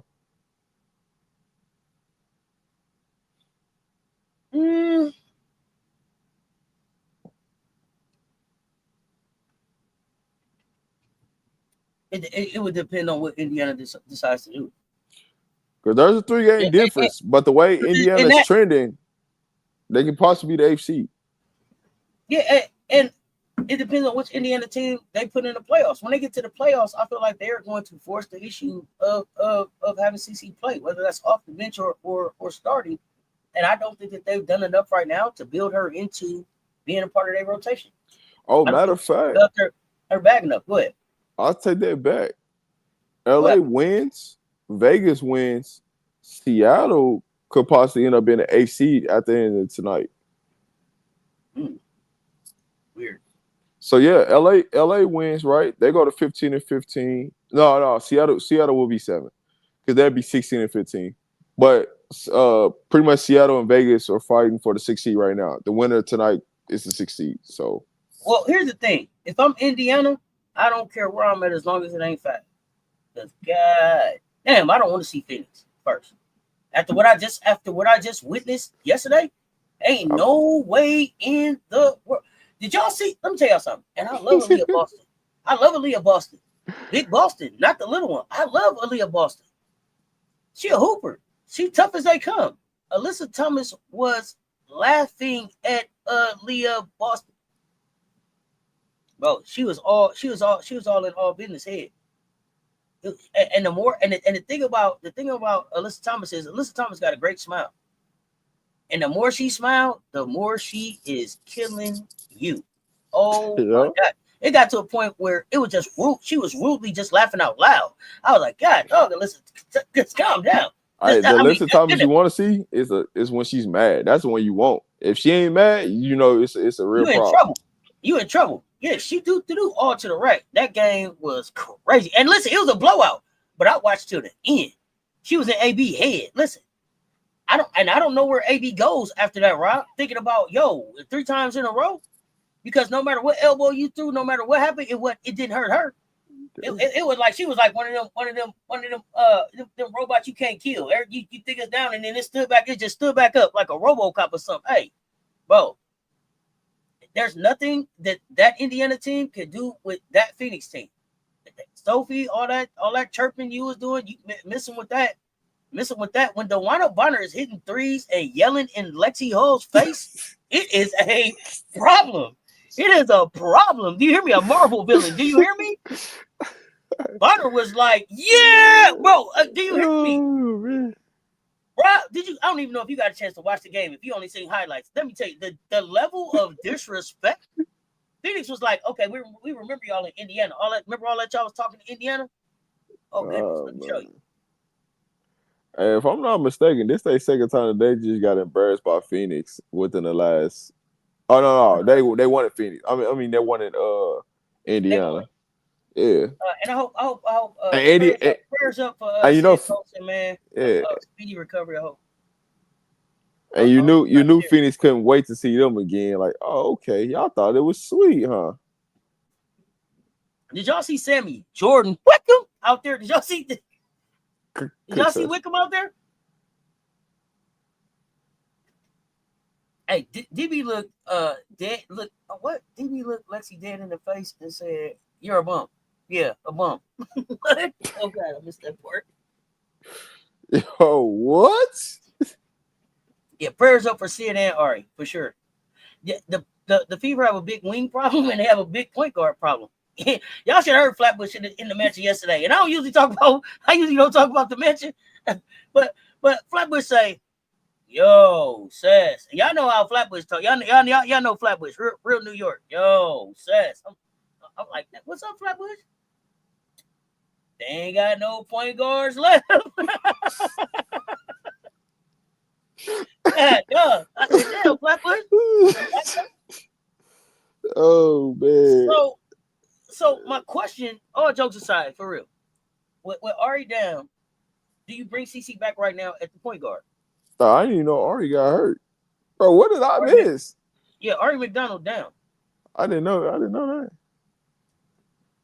And let me see. I don't know how. Any update on Ari McDonald? Yeah, I didn't even know she was down. See, that's there. Let's see. I can find that. Let me find out.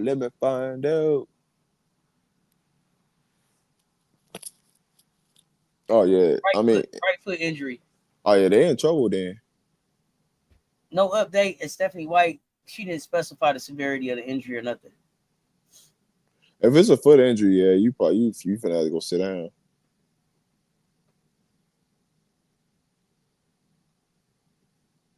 The people's try to report or talk ball and keep saying white motion offense first. React, blah, blah. React is a damn motion offense. They need to be more specific. What happened? Who said that? I don't think people understand what reading reaction offense is, but let me shut up, man. That's talking real basketball out here. Some No, people don't like talking real basketball. we want to educate the people. That's what we We want to do. do, but you know what I'm saying? Like, we gonna start educating people, then they be trying to go to these content creators that don't be knowing anything about hoops, but be trying to tell them about something, and they be lost in the world. Like, man, I ain't got time, man. Oh, they think all the players be reading the defense, but that ain't the case. The fans, they think that they don't know that some of their favorite players can't read defense. There's concepts, there's actions. Like, if you told a real basketball player to actually like play at a high level on some read and react, they're gonna look at you like, what the hell are you talking about? Like, there's some type of action you need to run. Like, terminology in basketball matters. I don't know if some people know that, but to read and react, what are you reading and reacting to? Whatever the action of this person is, what you're reading. The Fever is gonna have to get a 7-day contract for a point guard. I don't think they'll bring in CC over on the bench eating snacks like she watching a movie. I think Cess, what they should tell people is they're running a dribble drop offense, which is more a dribble drop motion. Um, Dribble drop is mainly what it's a read and react offense. That's what people should say, in a sense. Yeah, I'm like, hell no. Dribble One or at two at most. Then the rest of them react to those players' actions. dribble at. So if you dribble at somebody, then somebody has to do something, which now you can make a pass shoot, decision. So that's what they should say. Instead of react, they should say a dribble at, because that's all they're doing is dribbling at somebody to make somebody have to make a move, right? So if I dribble at the next defender, whoever the next defender is, I dribble smack dead at that defender. That means, hey, they have to do something. So that means I can hand the ball off, right? I can pass the ball, set a ball screen. I can, go split action. There's a lot of action I can do once I dribble at somebody. So what they should be saying is the offensive player needs to dribble at somebody to make something happen, because that's how the reaction of players happen. And so, hey, when the person does not have a basketball IQ, because once this person dribble at this person, they just stand. That there's no way you can do anything off of it. You have to be able to create man separation, body separation by movement. But it's okay. I'm explaining too much basketball terms that a lot of people may not understand. So you say Caitlin Clark is the decision maker. The rest of them know when she does this or that, then they know that means they need to do X. They not reading shit other than CC. No, it's you. See, here's the thing with CC. You already know she's going to come off a high pick and roll, left or right. If she goes left, 1-2 dribble, a shot's going up. If she come off right, that means she's going to try to attack and pass the ball. It's the playbook's already out, right? It's not hard to read what CC does. Set the ball screen. How do you build on that right now? Go left, how do you build on that? Go right. Like, she has tendencies, and that's what people don't realize. Once you start doing things over and over and over again, that's a tendency, right? So once you do things more than twice, to the third time, that's a trend. That's a tendency. That's what you're going to do no matter what happens. You're going to more than likely do this. So now what you have to understand is when you're at practice, right? If somebody starts to pick up on a tendency, they're going to try to see, hey, do you have a secondary move when you come off of this? Or are you willing to take, if we step all the way back, are you willing to take this mid-range shot? And most of the time, a lot of these players are not, because their coaches are telling them, hey, you either shoot the three or it's a layup. No in between. And that's the lost art of the game. It's the mid-range shot of why people turn out. Like, it's the same too. You scoring this layup and possibly missing it or blowing this layup versus you shoot a mid-range wide open too. It's the same 2 points. I just don't understand why coaches tell them, don't do that. It's a high caliber shot if it's at the rim. It's going to be a low percentage shot if it's at the 3-point line. Threes are better than twos. I get it. But guess what? If you can't get all the way to the rim because you're a miniature guard and you haven't established a floater package, which most players haven't, right, to be able to float the ball up and make a basket, that's another lost skill that a lot of players don't have in their bag. Understanding how to utilize a floater to be successful in the league to create more space. Because guess what? When you start downhill attacking people to the rim, you're constantly keep going to the rim, what they're going to do, they're going to try to stop you, which allows you to have now you have any jump shot that you want from whatever level. But we're talking basketball now, so.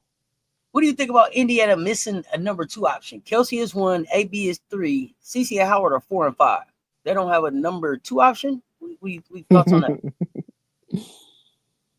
I mean, honestly, I don't know what they really be wanting to do consistently. That'd be my biggest thing, right? Sometimes AB could be the second option.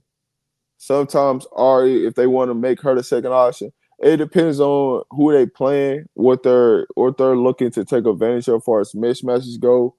That's what the options pertain. So each game is always going to be different based upon scouting, based upon preparation. I just don't think the Indiana Fever do a good job with the scouting and preparation piece of it and who are they attacking each game. I think that's where they have been lacking in inconsistency at.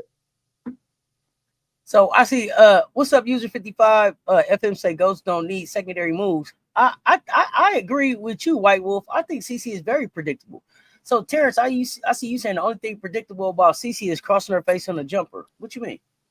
Because I think you just broke her game down. To the left, she's doing this. To the left, she's doing this. To the right, she's doing this. It doesn't change. I think her tendencies are there. She hasn't shown us a counter move, or to me, like CC needs like 5 go-to moves. I don't know. She don't. See, here's the thing. She really don't need 5. She just needs to understand how to play without the basketball. Give the basketball up, run to the corner, come off either a pin down screen, a double stagger screen, an Iverson cut. There are so many different ways that she can get the ball and circulate to do other things on the basketball court that will make her more successful than what she's doing. If she does not have the ball in her hand, she just stands because she doesn't know what to do, because she's never practiced on how to become a better basketball player without the basketball in her hand, how to operate in a half-court system without the basketball in her hand. She's never developed that because she's always had that. What they do with all the practice time then? Why she ain't practicing off the ball? Why she ain't running around off the ball? Why she ain't watching videos about off the ball? What's going on? Because they're not telling her who to go watch. They're not telling her, hey, if you add this layer to your game, you become unstoppable.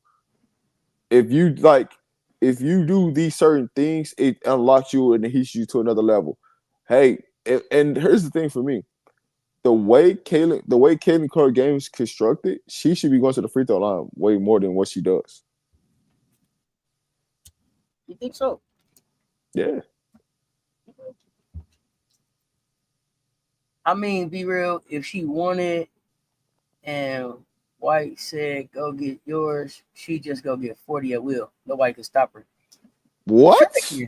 The tape is out on her, Terrence. What you been watching? All I gotta do is put a big guard on her. That's why her ass sitting down right now.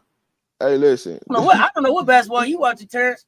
Have you not watched that shooting slump? That's the real reason why she sit down, because she's in a shooting slump. She couldn't hit. She couldn't score from nowhere. Like, man, come on, dog. Like, she's not. Listen, here's the thing. Here's the thing that you need to understand. She cannot blow by anybody. She does not have a basketball dribble package to get by anybody. If you want to call that little push-up is her little package to get away from somebody, I'm going to give you that. But you talking about putting the ball on the ground, injured, bro. 1, 2, shimmy, shake, and all that. Come on, man. Stop it. She's not injured, bro. We can stop all that, too. She was up doing jumping jacks shit on the side. Miss me when she's hurt. She's not. She doesn't. She has been neutralized and exposed. She's hurt, but she walking around the club with heels on, right? But she got a groin injury, right? Man, stop it, man. Y'all gotta stop with the nonsense, dog. I tried to tell y'all. Y'all be letting these people fool y'all, man. Like with some of these injuries, man. Just pick it. Hey, I'm gonna tell you, Terrence. Just pick an injury, man. That's what she injured, man. Hey, man, you got it. Whatever injury you want to make that call, that's what she got.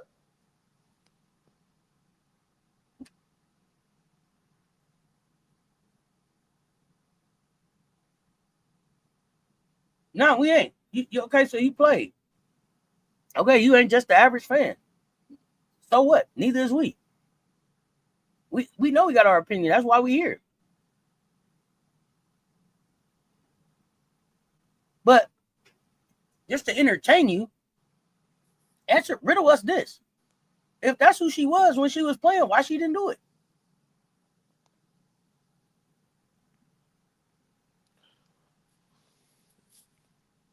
She hurt, but she out here playing soccer.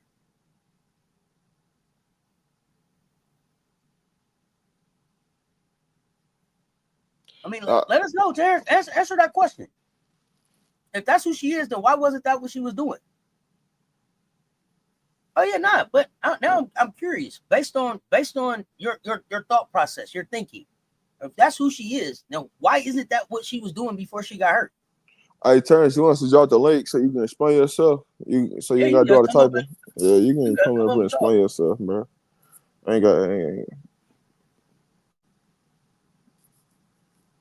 Yeah, man, we can drop the link so you can explain yourself and how you express how you feel, man. How many 40-point games did she have last season?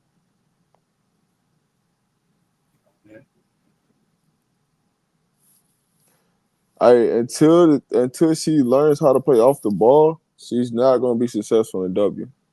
I'm telling you this right now.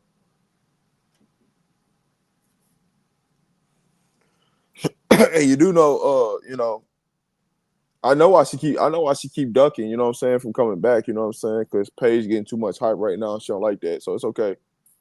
But we'll leave that story for another day. Oh, you think White is holding her back? So I got a question for people. I got a question for y'all. Be like, yo, the coach is holding her back. What does it benefit the coach to hold her back? Hey, that's a new one. That's a new one though. The coach holding her back in a W, but it's supposed to be her team. And she got another coach fired for trying to help her improve her game? Okay, let's talk about it. See, Terrence, you might want to come up here and talk versus type it in the chat.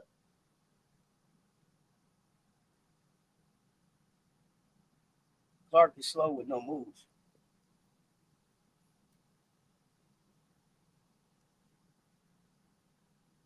So do you think it's like? So do you think so? White cares. So White cares that Kelsey Mitchell gets more credit, or that Aaliyah Boston gets credit over CC? Or I'm trying to understand what you mean about credit, because like Kelsey Mitchell goes off. They don't know.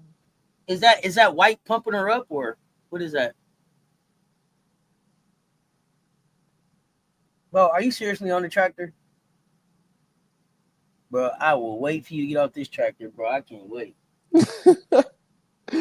What? Yeah, man. Please tell us where you from. I've never had anybody be like, yo, I'm on the tractor. Wait a second. Bro, I'm so intrigued now. Where you at, Terrence?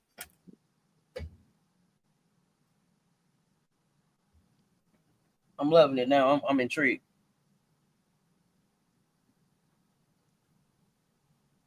I'm here for it, man. Hell yeah, Birdman lived down the road. What? Yeah. Let's go. Let's go. Hey, drop the link. Drop the link for him. Let's go. Get off the tractor. Get off the tractor, Terrence, and pull on up. Yeah, man. Drop the link for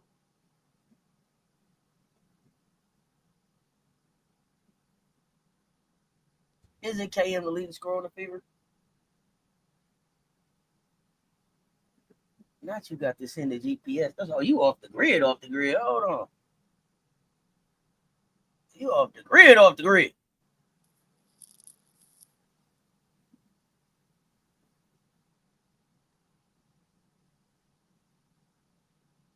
Yeah, come on, Terrence. You've been talking a few days too. Come on up, Terrence. That's the link for you. Come on up.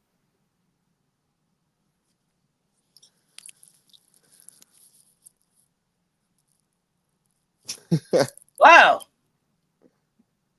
Let's see if Terrence pull up. I don't think. Yeah, and I don't think Coach White was hired to destroy CC career either. Yeah, that's crazy. Ooh, Rob, is there a perfect? Here we go. Okay. Oh, good. Here we go. Oh, here go. While we waiting, here goes something else I can put Rob on the hot seat about.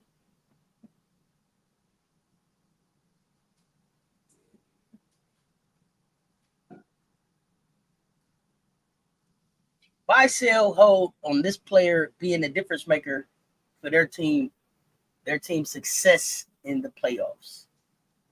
Alicia Gray, Bye. Ariel Atkins, They're not making the playoffs. right? Buy, sell, or hold on being the X factor on them, make it playoffs. This is the article. Bro, who came up with this article needs to be fired. They not making the playoffs, man. Stop it. Oh, I'm sorry. They said if they're not in the playoff hopes, they could be the key to future success for the team. So playoffs or future success. Ariel Atkins. Is she the X factor for Chicago? Sell, because I don't think she's gonna be in Chicago. Layla LeCon in Connecticut. I like that. I can buy that. I can buy that one. Maddie Seegers. Specifically for Dallas. For Dallas now. That's good. Well, I look at her as an X factor, so I can buy that one. So you think Maddie survives? She's part of what Dallas is building for the future. Yeah, I mean, if you watch the last game and what they did and how how they got her involved, like right off the rip when she came into yeah, she could be there. Okay. Is Tiffany Hayes? Tiffany Hayes, my bad. Is Ty Harris still with the Dallas Wings next season? No, I think they'll go more to a youth movement. And now that Pace gonna play the whole season.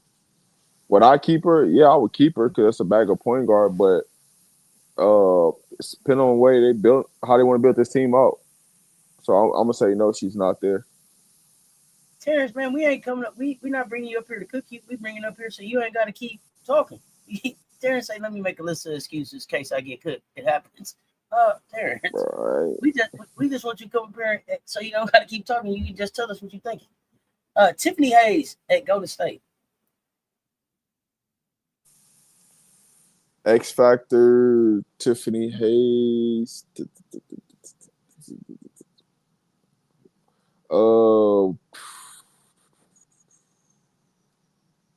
I want to see what they add to their team before I say yes, because I think the person I'm gonna say no. I'm gonna sell on it. So let me ask you this: is it better for Golden State now to make the playoffs or miss, or does it matter for them? It don't really matter. I think they miss. Because the teams that's gonna get in is gonna create a better playoff matchup than what Golden State can present.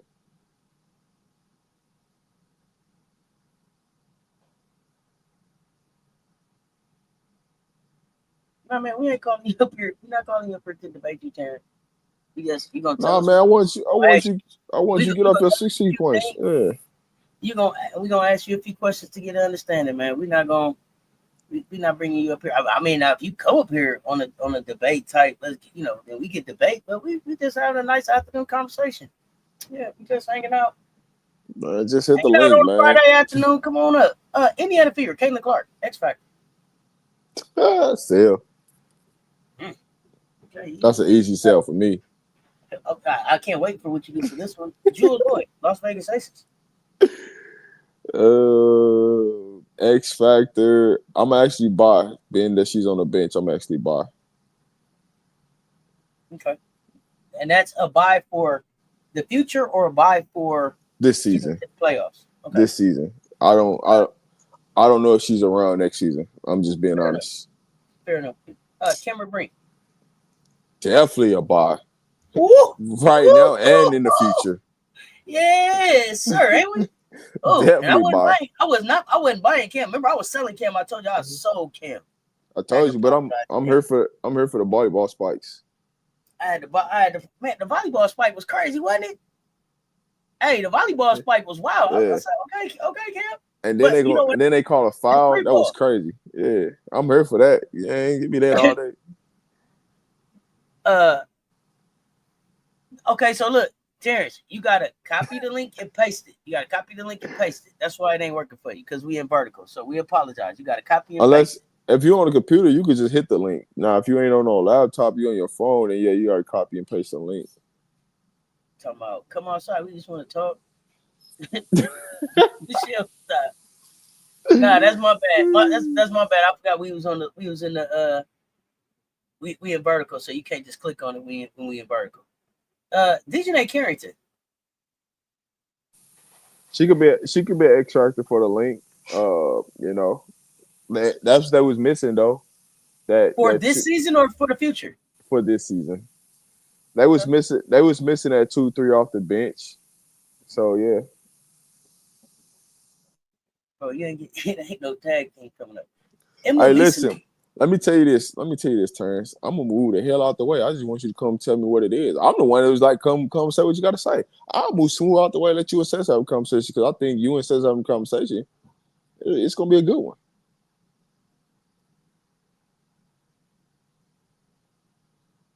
Kyle Copper. Definitely yes. Definitely a buy. But hold on. I take that back though. I'll take that back. The X factor, the true X factor for Phoenix is Sammy. That's the true X factor. Okay. Because but you know, I say they go as far as Satu though. But the true X factor on that team is Sammy. But they go as far as Satu go. Okay, now I'm gonna tell you why they're saying it's Kai Copper. They're saying it's Kai because Kai's the one that's been in Phoenix the longest. So that's you gotta be the X factor. That's what they saying. That's what makes her the one because she's been in Phoenix the longest. That's cool, but see, my thing of it is though is that Kai Copper's option one. She's on the floor, so her being an X factor, I mean, she can flip she doesn't flip the game for them. What flips the game for them is when Satu is on and when Sammy. If Sammy's on and Sammy's hitting if Sammy's knocking out shots, you're in trouble. You ain't got no chance against Phoenix. See, to me, if Phoenix is healthy, the X factor is Alyssa Thomas because she can get a triple double with anybody on the floor, from Akoa Makani to Wickham. Yeah, but she's just a Swiss Army knife. She's a Swiss Army knife for me. So I don't even put her into the factor because one thing I can guarantee, she gonna clean the glass, she gonna get assists, and whatever scoring she get, it's a plus. That's the thing about it. So I don't ever look at Alyssa Thomas as X factor. X factor is somebody they can slice the game fat. You know what I'm saying? Can you keep calling her scoring a plus when she's dropping like 32, 27, 25? Is that a plus or is that like, yo, we want that? Oh man, here we go. You tried it ain't work. You tried to copy and paste it didn't work. All right. I just type in www.streamyard.com/6G3E575HEY. It'll work. It'll work. Oh, now are you on an iPhone or okay? I probably know why. Probably not. Are you on an iPhone or are you on an Android? You might have to use Google Chrome's. Yeah, you might need to use Google Chrome's. You know what I'm saying? Because Safari might not work for you. Depending on your web browser, it might not work for you. Yeah, I get it. Y'all care with me.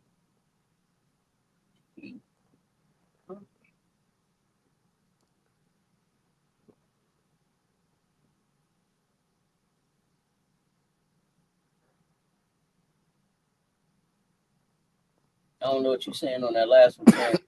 Yeah, really, if you just go to StreamYard.com, you really just need to import the import, it'll pull right up in the browser. The 6G3E575HEY. That's all you need.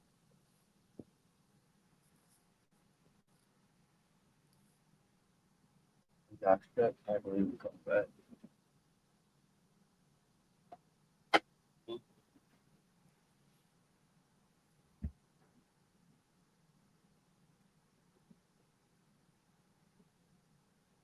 I don't know. You let us know, Terrence, if it pop, if it pull up for you. Ain't nothing I like. Okay. Seattle Storm.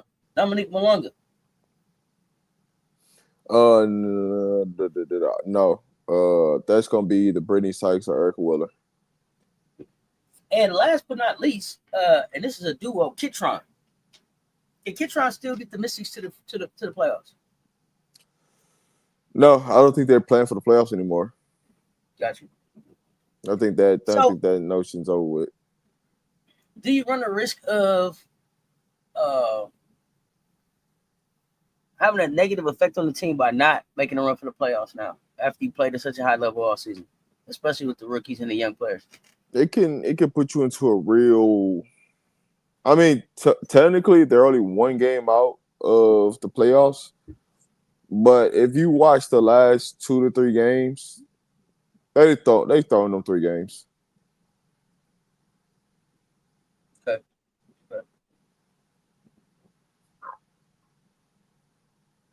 I don't know. I don't know what happened. I don't know what happened to Terrence here. I don't know what happened to Terrence. Well, Terrence, you got 7 minutes to figure this thing out, man. We gonna get up out of here, dog.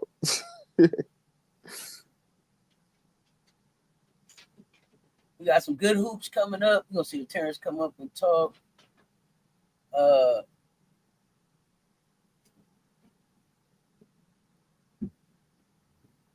you trying? Okay, we cool. So y'all, I started watching the Taurasi series. I started watching the Taurasi series, and then I realized that I had to read the subtitles, so I cut it off. Because when her mom is talking, in fact, I don't remember if it's when both her parents are talking. You know what I'm saying? You have to read. So I started it, but I haven't had a chance to finish it because you got to do a lot of reading. I was done reading.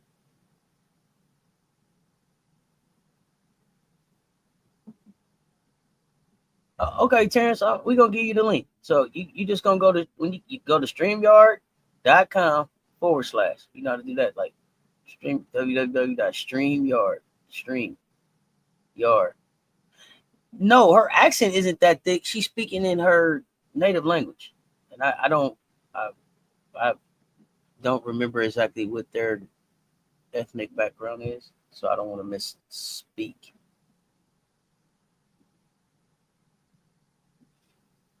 So StreamYard.com, you put that little / up there. And what is the rest of that link? Then you want to put the number 6. Any letter that I tell you is going to be lowercase. So you're going to put the number 6. You're going to put the letter G, like girl. You're going to put the number 3.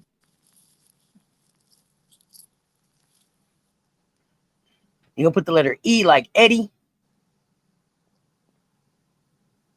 You're going to put the number 5. You're going to put the number 7. You're going to put the number 5. And then just type, hey, HEY, Harry Edward Yellow.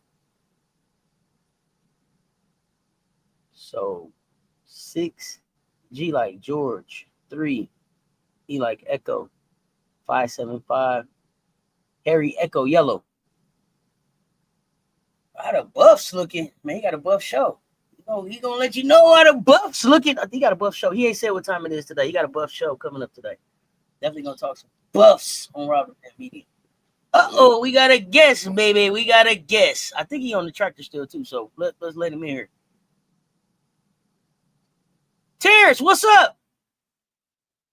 Am I in here? No, I ain't on the tractor, but yeah, 2 of them going at the same time. All right, Terrence in here. All right, Terrence, let us know. We gonna talk Argentinian and Spanish. Yeah, let's go. All right, we got Terrence in the building. Come on back, Rob. Come on back. You was like, drop the link. Come on back. So, come on, Terrence. Tell us about. Let's talk about it. What you got? Tell us your thoughts. Tell, and then since you just here too, Terrence, please. Thoughts tell on us your what? team. Oh, Caitlin, what you were sharing. You know what I mean? It's easy. You gotta bear with me, right? I'm slow. Let's go. Look, you can tell I live in a big city and stuff. Man, hey, it looked like so I wasn't lying, but yeah. So this whole phone thing, it's like, oh my god, headphone works sometimes, most time don't. I don't even know what's going on. But yeah, no, I don't have no X account or Insto or TikTok or none of that stuff. I shit. Okay, you just. If I did, my kids would tell me, "Please, Dad, stop."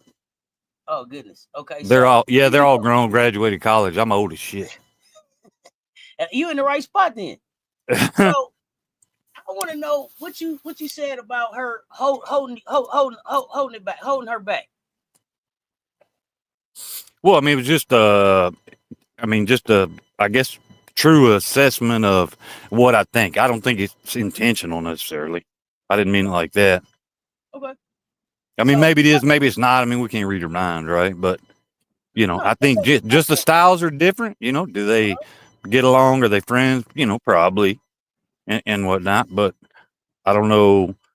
Yeah, I don't know. You know, I don't think if I was just to relate it to, say, the NFL, right, and Tom Brady in his first season with the Bucks, and it was like, okay, Brady was all about it. We'll do it Arians' way, and first half of the season they sucked ass. Second half, Brady said, you know, fuck that shit. We're doing it my way, and they go undefeated till halfway through the next season, and you know, won the Super Bowl. Well, last year, Christy Sides, after the break, you know, decided, okay, fine, Caitlin, whatever, we'll do it your way, and they go, you know, 20-20, and so you know, did well. You thought at the end of last season they did it Caitlin's way? Because I thought at the end of last season, they did it Chrissy Sides' way. Chrissy Sides decided you're not going to take all the shots. You're not going to be a volume shooter. You're going to learn how to play off the lead. Well, it was a better mix. It was a better mix. Yeah. Chrissy Sides said, you know what I'm saying? She went from 10 or 11, 12 shots per game to more of what, 16, 17, 18, that she probably should take, that she doesn't. But when you look at the team as it's constructed right now, they don't need that from her. That they're winning and playing a better brand of basketball without her on the floor. Do you agree or not? Except last night. God dang. Okay, except last night. But talk to me about what's everybody's new term? BTA? Yeah, I don't even know what that means, built to ass. But built to ass. That means a whooping was put down. Don't act like it was. It was. I know. Listen, and the Las Vegas Aces got a BTA the other day. But overall, they did by 50 almost. But overall, the Indiana Fever are playing a better brand of basketball with CC off the floor. Think about the record. Well, here's the thing too. Some right, and I know, it gets deep, like the one gentleman said, and so then you get a whole lot more into basketball that, your casual fans and people that maybe report or say things on YouTube and this and that. And sometimes you look and you're like, do what? Or, you may hear on mainstream media and it's like, I'm dumber that they just said that. But, and this is just one example, say the Fever organization, whoever it was, Kelly, Amber, White, whoever decided, the hell was wrong with keeping Erica Wheeler? I mean, looks like we got a guard issue. You know what I mean? She was solid, and she's solid for Seattle right now. So you miss Erica Wheeler? What y'all? Well, I'm just saying, obviously we can all look back 2020, right? But so that's kind of coming on now. But how long have you been a Fever fan? Oh, golly. Okay, so it goes back before Caitlin. Probably back when Herb Simon bought them in 2000. So you're not new to this. You true to this. You've been a no. Fan. Right. So to me, right. I just love her style of play. Okay. I just love her style of play because it, okay, it's like this to me, right? And now you got to take this with a grain of salt, if you will, right? Let's talk about it. Is I have 3 daughters, so I also then coached them through their years playing college ball and whatnot, and and they had their share of, I promise you. I mean, I probably broke everything, but that's not the point. They didn't have as much as I did, but it was just fortunate. Sometimes dads got to make that call, as bad as it may be, and say nope. It's and fortunately, I was in a position to make that call. If I hadn't have been, they would have done whatever they wanted. Like my dad, when I played, I come out and he'd say, well, what did the doctor say? And well, the doctor told me, I had to stay off up at 6 to 8 weeks. I didn't say that. I'd come out and say, he said I'd be able to start again next week. I'm good. You know what I mean? Of course, it's a different, obviously, different. Right? Hell yeah. Of course, it's a different era now. You know what I mean? And the kids are different stuff. So, everybody's got to understand. I guess, it's knowing those things. And then also, I guess, trying to understand sometimes, what it's like, what, not you, but you want to ask them per se, right? ESPN's or whatever, Whitlock, he gets on my nerves. But anyway, he broadcast a few of my games back in the '90s, and we got into it a few times. But anyway, Oh wow, okay. he's I'm glad if he's really doing what he and his intention is to do what he says he's doing right now in calling up, say, John the Liquidator and keep the vision in those guys. I hope he does. We're gonna move on from them because they ain't talking about me on their platform. So I ain't talking about them on my platform. That's true. That's true. We gonna But I do. And I only started but like I say, I don't really even, I'm not very good with this kind of stuff. So, my videos are probably ridiculous. You bring in a different lens for us to look at this through. So you're an Indiana Fever fan. Are you in Indiana? Are you located in Indiana? No. Okay. Because I just wanted to know if you not far from it. I wasn't kidding. Bird doesn't live far from here. You talking about Birdman, the hoop player, not Birdman. Yeah, Larry. Yeah, Larry Bird. Yeah, he don't live. I thought you was talking about Birdman that used to play for the Heat. You talking about actually Larry Legend, not he just lives down the road. You talking about Larry Legend? Okay. Yeah. So I don't know, 15, 20 minutes or something. I'm on the Kentucky side. He's on the Indiana side. Got you. Okay. So have you been to an Indiana Fever game this year, or do you plan to attend, or you don't go to games? I've been to several. Okay. Just like I say, my daughters. Because there was a lot of people that asked, what the hell did you get into coaching women for? And I was like, I had 3 daughters. What do you? I couldn't help it. Have you been this season? Yeah. Okay, so what is the energy like in the building? Because I'm gonna ask too. It's always good. I just think a lot of times that people they're quick. You know what I mean? Like I say, it's a different world we live in today, right? So I get that. People like me that are out here in the bumfuck. We don't get the info maybe necessarily as fast, but when we do see it, it's like hold up, do what? Okay, so let me ask you this, because from my perspective, and you've been in the gym, you've been in there. What I saw. Now, hey, I wouldn't want anybody to take it the wrong way, right? I'm a 6'7" guard. I was anyway 2 guard. I didn't ever actually get the opportunity to step foot on the court, but I was under contract. And I know if you guys have been there and done that, you know what I'm talking about. I was under contract, so I couldn't sign with a different team that would have put me at second or third to the already second or third backup, right? So like I say, they had you on lockdown like that, and it was if you get the call. So you have the contract, but it's if you get the call, then you'd have made $30,000-$40,000 a game. Then you got action. Okay. So, but you've been in the gym. You've been to several games this year.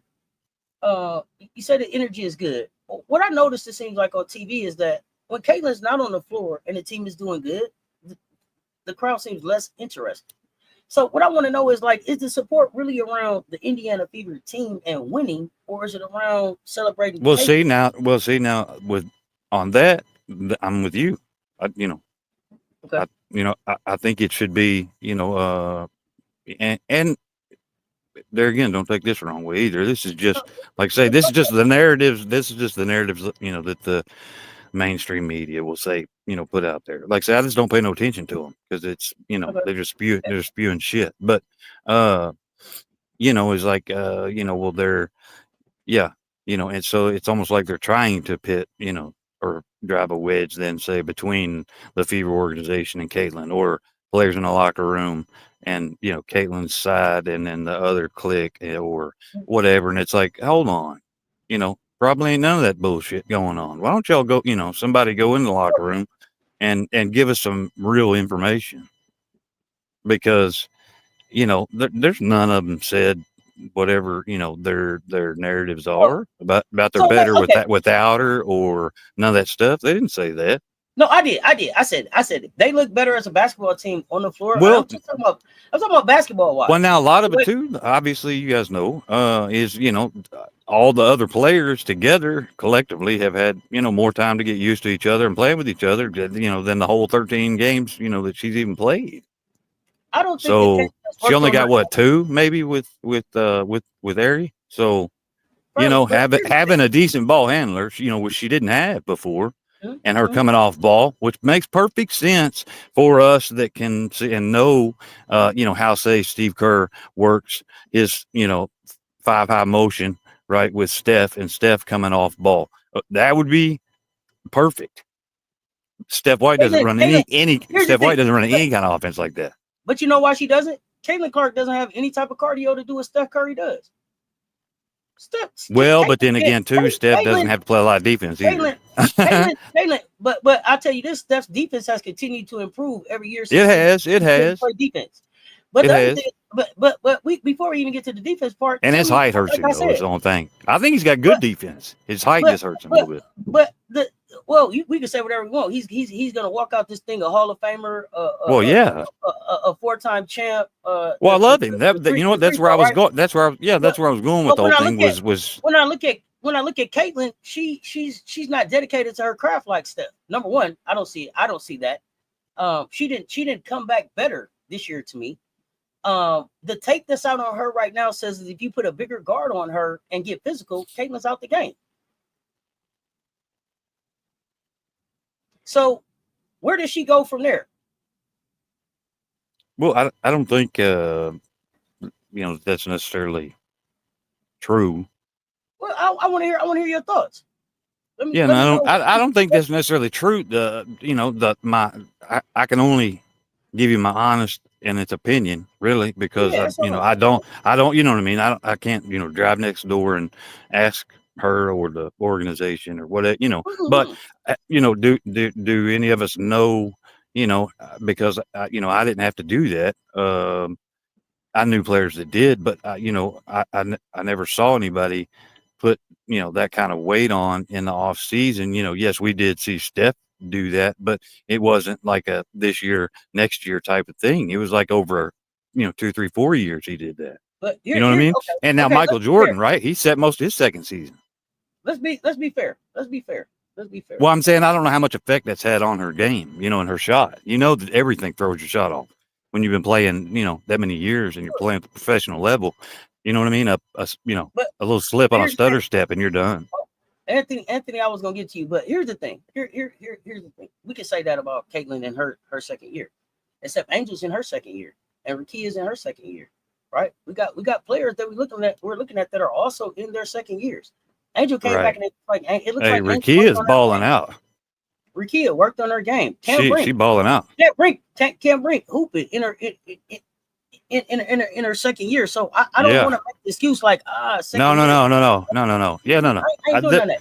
Like I say, I wasn't, you know, that's not what I meant. I'm not, I didn't jump up here to advocate necessarily one way or the other. I guess if you got to have, you know, if you got pros and cons, you know, you should do both. So I'm not against, you know, say, you know, you guys throw out your thoughts and then, you know, I start to think about it a little more that way. Well, maybe I didn't think about it like that before. And then I start to, and I'm like, you know what, it makes sense. Let me, you know, adjust the way I feel about that. I think, okay, so in a perfect world, where do you see the Indiana Fever going from right here? Right from honestly, the first thing I thought this morning, because it took, you know, like I say, when you played and then you know, and you start to, and you know, I hate to say it like this, but you start to believe in a team and things like that, right? And they were playing well. You know, they didn't lose by a gazillion before last night, and I was like, you know, the same question kind of that, you know, that you had, and my thoughts were this, you know, are they going to now, you know, regardless, try to, you know, push her back? We can't lose because they literally can't stand to lose more games. Yeah, if they think that's why they're losing, you see what I'm saying? So I was like, oh shit, you know what, you know, what's going to happen now? You know, as far as does she say right, or does, you know, or does, you know, her dad, her, you know, medical people, I don't know, the Fever organization say, no, you're still sitting the bench. If we lose, we just lose. I don't, you know, I'm not, you know, they didn't, you know, the media that, you know, wrote that big deal they wrote and everything, they didn't sign up for that. And, you know, so it's like, man, wow, what a hard spot to be in. Now, let's back up for a minute too. That is hard to be, but let's back up for a minute, because you talked about Larry Legend. And so that means that you know Larry and you know Magic and you know the energy and the racial stuff that was around them coming into the league.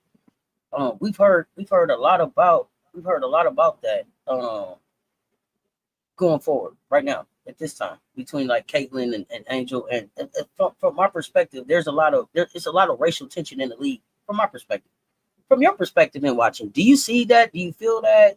Are you oblivious to that? Is it Well, no. I mean, hey, look, I'm just you know, like I guess similar to Larry, you know, just a poor farm boy that, you know, was born and raised in the middle of God knows nowhere. And I jumped up on you guys you know, platform and no, and I appreciate that, and I appreciate you having you know, a dialogue.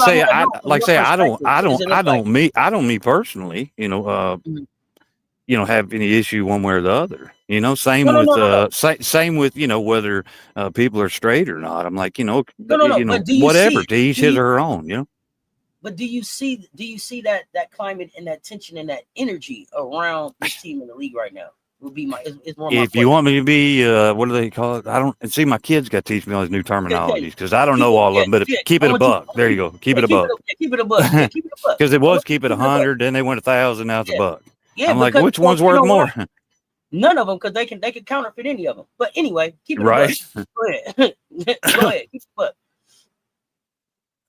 All right. So what was my take on the whole on it? Like I say, because I'm not that way, I have just tended to not pay attention when the ones that want or have to or need the clickbait and things like that throw those things out there. You know what I'm saying? It's just so frustrating and you know what I'm saying? It just makes me throw up because I don't. And now I'm talking about those people. They're doing it for a different reason. I get that. You know, they have to. You know, ESPN, those people, they have to do it. Otherwise, people ain't gonna watch. You know what I mean? Some kind of drama they got to create. But you know, in reality, player wise, I don't think so. Now, you know, like on the court, you know, Satu, CC, or even Asia, CC, even Angel when they played together in the All-Star game, whatever, you know, and so maybe they were lying. I don't know.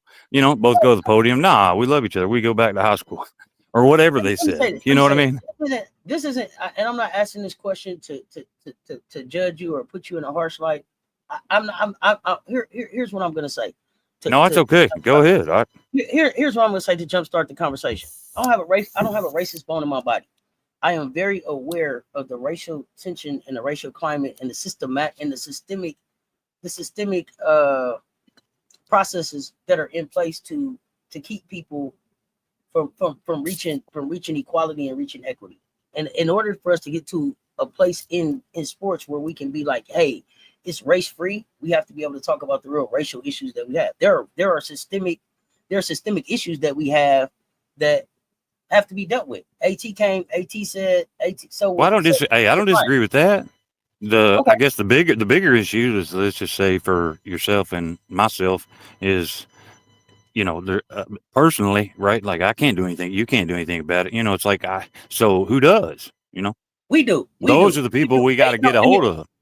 And you know how we do it? By having conversations just like this, by pushing back on narratives, by being able to sit down and just have a conversation without the yelling, without that, to be able to say that, yes, there are some systemic things that we have to be able to see. And I've seen a lot of that just watching, you know, and if I say lives, you know, like this here and whatnot, you know, and I was like, you know, oh shit, I'm about to pull up on one here, you know, one of two or something. Maybe I went and I'll say, who knows how to go, right? Because, you know, first time you guys called me, you know, I did come in there that one day and you know, made a few comments or whatnot, and of course subscribed. You know, I think it's great what you guys are doing, what, you know, the other YouTubers are doing. That's what, you know, I was just using, you know, and I have a channel. It's very small. Like I said, I had to start a couple weeks ago, so I'm not worried about that. That's okay. And of course, I wasn't worried about none of the other stuff. You know, my thing was about promoting you guys, and I don't think a damn one of them's white. No. But I'm like, hey, y'all like and follow all these people, and I made a list. You're on that list too, in one of my videos. And I said, look, these people are, you know, they're putting out good reports. I said, you can't blame them. If Scott Agnes is an idiot and reports something that the Fever told him to say, because that's all he can do, you know what I mean? whether he believes it or not, who knows? Probably not. You know what I mean? But he can lose his job if he don't say it. And I'm not going to be under that pressure. So I got Anthony here. Anthony has a question for you. And this question is it possible that Caitlin Clark is probably almost dealing with what Luka dealt with in Dallas, where he was able to get away with anything without any consequences? And let me clarify what I mean by specifically, like, you guys are saying that she seemed her conditioning is horrible. Luka had that same issue. He got away with like bringing in his own personal trainers and not using the ones from the team and stuff like that. And he was coming in out of shape, constantly smoking and to the stadium and stuff like that, like smoking before practice or games and stuff like that. And we saw Luka go for a beer before the playoffs. That's where I'm at. Is Caitlin dealing? Maybe the franchise is letting her get away with that type of stuff, not smoking or drinking, but I think that's been Caitlin's entire career. But what do you think, Terry? I think that's been Caitlin's entire career. There again, I can only. There again, it's just at this point, right? It's only opinion. It's not fact because I don't know. I'm gonna tell you what I'm basing that on. But I think yes, like she would say, right? I think yes, but at the same time, I think that she is. If I said it this, in this way, I guess I can say that. But whatever, she's cornbread fed. I do think she was raised right. So I don't think in her mind, I don't think that she thinks that way. I think everybody else, and even her agents, her people, you know what I'm saying? I think they're doing what. No, well, wait a minute, Terrence. We say that she could do. This is why I'm gonna push back on that, because I showed on this platform, and you can pull it up. You can pull up the video. It's a I know you fucking lying. I know you fucking lying episode where Caitlin tells in front of a referee, she put her hands on a player. The girl tells her you can't do that, and Caitlin says I can do whatever the fuck I want to do. That is a behavior and an attitude that has been conditioned and supported in her since she started playing basketball. And it's a spoiled brat type of attitude. It's an attitude that it even gets on her father's nerves. And the way I did see that too. And yes, I agree with you on her dad hollering, "Hey, shut up and play ball." Yeah, I saw that from the stands too. I saw that too. It get on his nerves. So I'm not gonna act like there ain't some entitlement there. I'm not gonna act like entitlement doesn't exist. Entitlement is something that we need to address in this society. Social media. Honestly, I guess so. My thing would be like this: why don't people see her more like? If we're going to compare them, though, like Bird and Magic, if we're going to compare them, similarly, Bird was, what I'm saying, he was a cocky son of a bitch, and he would talk shit, and he would, you know what I mean? But she ain't. But Bird was a different type of cocky son of a bitch. He was the type of cocky son of a bitch that walk in and back it up. Bird was a champion. Bird won at every level. Bird was a winner. Well, no, he lost to Magic. He lost to Magic at college. He didn't win a natty. But when I say like a hooper, he was. Which that ain't everything either. That's a whole different thing. You know what I mean? Players saying, "Oh, not to be the greatest, you have to have won a national bullshit." Listen. Here's the thing: you can't be a. Not from Iowa, you don't. I don't know one GOAT that ain't got a championship. I don't know one GOAT. Dan Marino in football. I was going to say Tom Brady. He didn't win a. They weren't number one. I'm not talking about. What did he win? The Orange Bowl or something? First of all, Tom Brady isn't a college GOAT. Tom Brady is an NFL GOAT, and he got a whole handful of things. Right. No. I'm just saying GOAT. I'm just saying GOAT in general. They talk about like later in life, down the road, 20 years from now. Can they consider her a GOAT? If she just kept on the same path or whatever, and some of them say no because she didn't get a national title. Football. Right. People take away Dan Marino's credit as a Hall of Famer because he didn't win a championship. He ain't a GOAT. He's a Hall of Famer. He was a hell of a quarterback. He set a whole lot of records. He's not a fucking GOAT. Yeah. I agree with that. Marino was good. Marino was good. I used to love Marino. You can roll him out there as many times as you want. I'm gonna roll his ass right back to you. Great quarterback. Threw a whole lot of yards. He's not a GOAT. Okay. There's not But with Caitlyn specifically, do you think it's a Yeah, we can go social back there. media also getting into her head? No. I think it's Caitlyn not using her own voice. That's my first problem with Caitlyn. My first problem with Caitlyn is this: they came in and tried to say that Caitlyn was the face of the league. For what? How can you be the See, face that's of the where that's where I how can you gotta be- go with Anthony on this, is because, like, if I think No, I here's think the thing. she's Here's the hold on, thing. I think she's trying. You know what I'm saying? She No, she had a mold her she's parents not. said. Nah, Because, bullshit. well, I mean, why bullshit, else would she bullshit, have put the T-shirt on? You know what I'm saying? And said, "Pay us what you owe us," right? What the Or no? fuck else was she? What the fuck else was she gonna do? Caitlyn is a people pleaser. You haven't seen Well, that? we'll remember at first, Plum tried to call her out at the post game, and Sabrina was like, "What are you doing?" you know. Caitlyn is a people pleaser. My problem with Caitlyn is she hasn't stood up and said, "This is who I am" yet. She's letting a narrative push her. She put that shirt on because what else was she gonna do? Do you feel like Caitlyn had enough? You feel like Caitlyn is the type of person who stand on her own? I don't believe in that, so I'm gonna put on a white shirt. Well, I mean, Tell me she was the team captain. What does that mean? I think she would have. You think Honestly, she would have? I think she has a outside of her parents. It seems like the people around her are giving her bad advice. Who put them people around Caitlyn? I think she selected the wrong people. Well, then her parents should help her select some different people. If you saying outside of her parents, they got it all right. Yeah.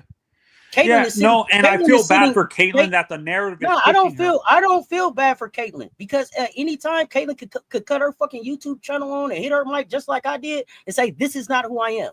That's not my narrative. That's not what I want you to say about me. Stop saying those things about me. I don't support those things. That ain't what I back." She did do that. No, she did do that. Am I defending her as a fan way too much? If you talking about when she put that black dress I don't think on, so, Anthony. If you talking about when she put that black dress on after she won the time award, it said that black women needed this and all of that, and then she went out and shitted on Asia's t-shirt jersey retirement day. I don't believe that. See, the problem with Caitlyn is that her actions don't match what she says her brand is. She sat down with Time magazine after she won Athlete of the Year and said black women needed to be supported in this league. They needed to get the credit that they deserve for this league. They needed to be celebrated in this league. And then the first time that she had to step back and celebrate somebody, you know how you do that? You show up and you celebrate a black woman in that time. But what did she do? She retired her jersey on the same day that a black woman got her jersey retired in Black History Month. Does that match? Do those actions match her words? Well, no, they don't. Could she have said something? Probably.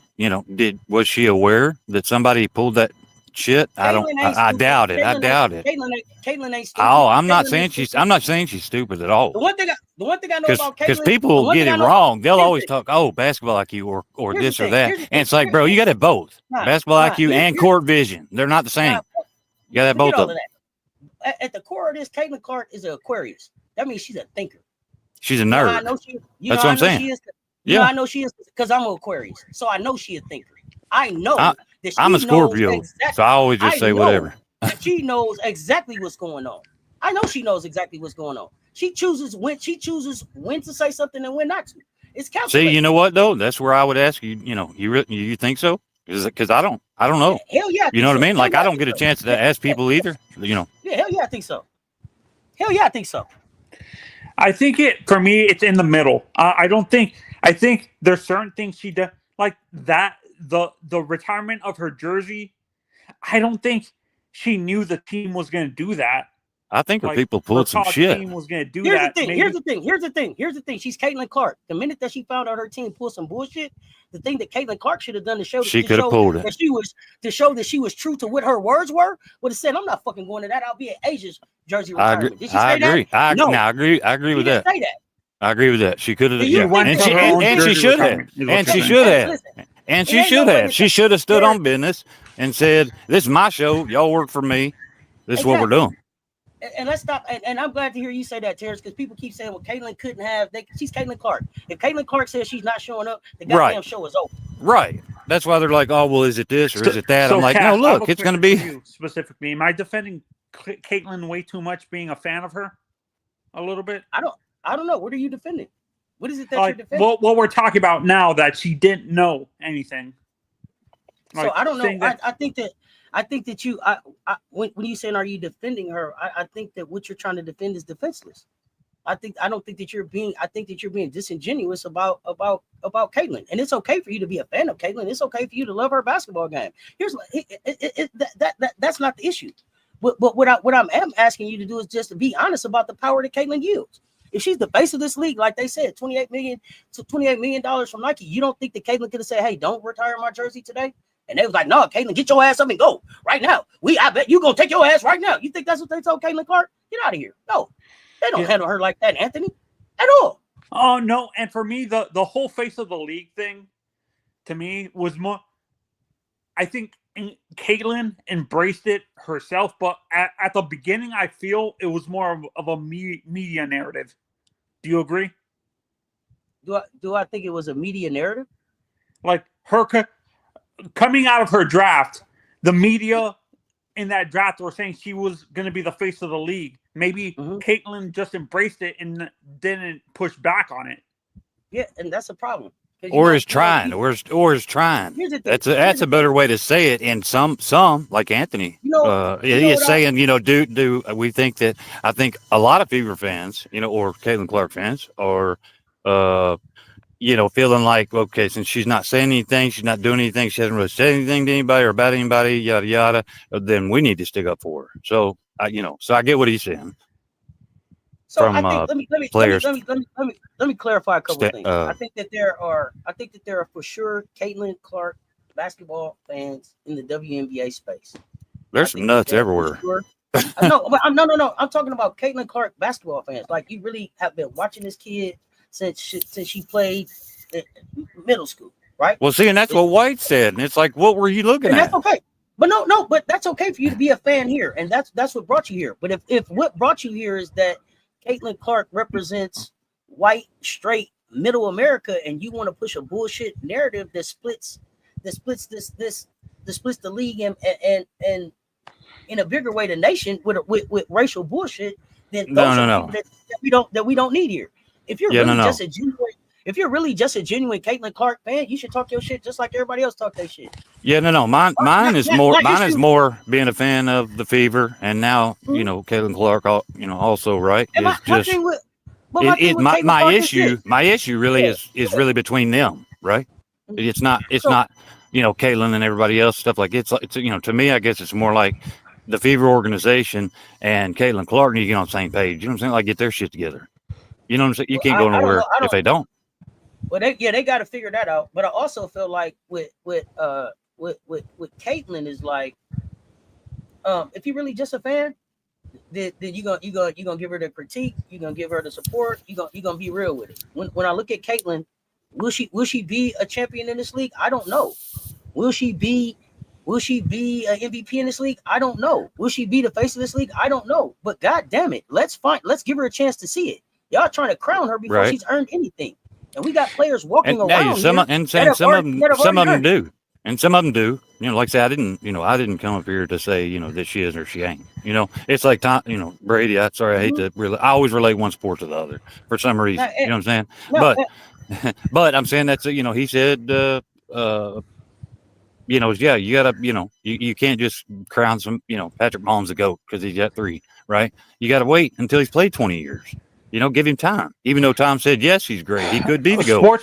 My generation of sports fans, anybody younger than 40 doesn't have the patience for that. That's the problem. It's my generation of sports fans that don't have the patience to wait for a career to play out. They want to crown someone. It's instant gratification. They want to crown someone before they've earned it. And that was just like LeBron coming to the NBA. You know what I mean? He's the next Jordan. It's like, stop already, y'all. Money shit. They did it with everybody. We saw the money shift. Jordan was the last player. Jordan's era probably was the last era of players that got paid based on performance. Everybody else is getting paid based on popularity, potential and popularity. So the standards have changed. Would you say Caitlin in the WNBA is as divisive as LeBron in the NBA? Like, in terms of, there's fans that truly like him, and there's fans that hate him just on principle, without looking at the the person and stuff like that. That all depends on if you're just talking about his game or if you're talking about, him as a whole. Those are two totally different things. If you're a fan of a person, then you're a fan of them as a whole. If you're a fan of that game, that's something different. I think it's much more divisive. I think it's much more divisive in the WNBA because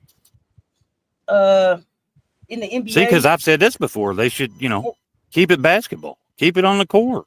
Why do they keep doing, trying to make it about something that ain't? Because it's always about all of that. It's about how you give back. It's well, you know what you show up. And if I say what I mean, maybe maybe you don't. I don't mean it in a way that yes, she could. Obviously, we know use her platform to say this and do these different things and whatnot. Are her PR people the best? Should they be fired? Okay, look, on that I'll have to say, look. Tiger Woods PR guy should have got fired for saying, you know what I'm saying? Had him go to the podium and apologize because he liked having sex with women. Come on. You know what I'm saying? Stop. But here's what's different. Here's what's different with the guys and the women, right? The women and the WNBA, the league started different. It started as grassroots. It started as give back. It started as community. That's how it started. That's how you got to the Warnock shirts. That's how you got to Atlanta, the Atlanta ownership change. We want to be different than the NBA. Well, right. But see, people don't understand this. People don't understand that, the NBA doesn't own the NBA. The WNBA, so it's weird, when you start breaking it down, all the way down, you know what I'm saying, that there's the private equity firms. There's the money part of it, but I'm not talking about the money part of it. I'm talking I know, but I'm saying other people do, though, and they don't have no damn idea how deep it really goes. So, Cass, that's a different conversation for you, actually. When it comes to the component we're talking about, is there a sexist component, too, that male fans in general don't get behind the WNBA because it's a women's sport? Is there a sexist component? So I don't know, because that hasn't been my experience. And the reason I got 3 daughters, so I've always been an advocate for, you know what I'm saying? Even when I was in high school and I coached high school, right? I would get pissed. You know what I'm saying? I would tell my players, look, if the guys that play on the boys team don't show up for your games, your ass ain't going to watch their games. You know what I'm saying? I mean, yeah, I don't think that. I mean, I have most all my guy friends watch women's hoops. We watch hoops, so I don't think it's sexist. I think the problem is that the league has decided to try to get a dollar that hasn't gave a damn about the league. You're chasing a dollar that hasn't tried to support you. And that's a conservative white male dollar that hasn't tried to support you. Why do you feel like you need to now market your product to bring that dollar in? That's where I think they're messing up. It's a whole lot of money that the WNBA leaves on the floor trying to be the NBA. If they would just be who they are, they could go after a whole lot more money and build a league that looks totally different. It doesn't have to look like that. The game isn't the same. The fans aren't the same. The locker room isn't the same. The way they coach, the way they move, the way that they interact with each other isn't the same as the NBA. It should be totally different. But they had a question for you. And I'll let each of you answer. Do you believe the CC is the best player in the league now? No. Not yet. Okay. Well, I think she could be. It's like the other gentleman that was up here before, had said. There's obviously, you know what I'm saying? It doesn't matter what you do in life. If you're a garbage man, you know what I'm saying? If you think you know it all, you should retire already. You know what I mean? But they don't. They got to keep working on it. Caitlin, she thinks she knows way too much. And I think she's refusing to learn. Well, that's like Cess had said. It's because people have been drilling that into her head since middle school or before that. So I guess why wouldn't she, believe it? That for lack of better words. I'm not saying it's right. In general, too. I've said this. Me and Cess have talked about this on previous streams. I think AAU has ruined the mentality of some of these people, these kids coming in to pro basketball too, because, like you said, they've been drilled into their head that they're the best player, and they refuse to work on the weaknesses in their game and stuff like that. I agree with that 100. But like I say, there's, there are, devils in the details. That's not a lie. And, just like I used to tell my players was, you do enough little things wrong, turns into one big ass problem if you don't start fixing them. So same thing with each individual player. Well, the team's only as good as, your weak link, so they say, right? So it's like, if individually they are working on their game like they should be in the off season and time that they do have, then collectively it makes them all better. But yeah, it's like you said, it's not happening. I don't know why. Okay, so Queen says, absolutely. I think there's a sexist issue as well. We are boxed into the same as men and therefore not taking it seriously in sports in general. Be realistic and improve your game. So that's the thing. Here's the thing. And that's where I'm at with it, Michelle. Like, I hoop, Terrence, you hoop, Anthony. I don't know if you hoop, Rob. You over there being quiet, but you hoop. If I left off a court and I do it for fun. I knew. Yeah. Okay, so the thing is, if when I go out there and get beat, that means I got to go get better. So here's the thing. Right. That's what I used to tell mine. If you're getting tired of them stealing the ball from you, start working on your handles. It's like it's an easy fix. When does that happen for Caitlin? Like, nobody should have to tell her you lost 2 national championships and then you didn't have the success that you wanted as a rookie last year. Get to work. You were golfing. I understand that you came back a little bit bigger, as far as like your size. I don't know if you were lifting and shooting at the same time. I don't know if that's causing the slump. But at some I was going to say that hurts. I've tried that before. That is. but at some point you have to be able to give me something more than a logo 3. You're shooting 27% from 3 right now. That's true. That doesn't get you on the floor. I honestly thought, right, that just say with Steph, because players are different, of course. But I thought that would then allow her to, because Steph will do that, because he can pull it from half court. They got to guard him out there, and then it's so easy for him to just take him to the hole, right? So I thought that's what she would do. But now some of them will take him to the hole 3 or 4 times. Now he's got room for those threes. You see what I'm saying? Some of them will do it backwards and chuck the threes and then go for the drives. But I never saw her go for the drives. Well, the other part of that, like I told you, Steph Curry runs about 8 miles a game. Right? Yeah, it's a bunch. Yeah, but then you'd almost have to pull her off of about half as much she does on defense. Cultural issue in Indiana too, that maybe they're letting her get away with this, not practicing hard. Also, Cess. It says. You keep messing that up. It says. Oh, sorry. Let's get that together, Anthony. But I don't know if it's Indiana. Like, I'm not gonna blame Indiana. Like I said, this has been Caitlin's basketball life. You don't have to play defense. You don't have to score. Be a volume scorer. Be a volume shooter. You shoot that logo 3. It's a narrative that they've been able to push. Yeah. She hasn't been required to develop a game. Improve anything else. So I don't know. You tell. So y'all told me that y'all are Caitlin fans. How many times did y'all see Caitlin working with her trainer on social media or anywhere, working on a floater, anything? Well, like for me, it's Indiana, and because she's on the team. I got to support all the players on the team. You know what I mean? Really, she hasn't posted any practices or any private stuff that she does when it comes to her improving her game on her Instagram or her YouTube channel and stuff like that. So we don't really know what she's improving. It feels like she's falling into the habits that she's learned throughout her life. Let me ask y'all her fans. Let me ask y'all some questions. How y'all hold on, I said Fever fan. Caitlin's on team. That's right, Terrence. You a Fever fan? So even if it was Kelsey, because she's had a couple nights lately that were pretty bad. But I'm not gonna go dog her for her. Mm-hmm. But Anthony, you're a Caitlin fan, right? Yeah. Okay, so how long before you're frustrated as a fan and like, hey, Caitlin, when are you gonna give me some more?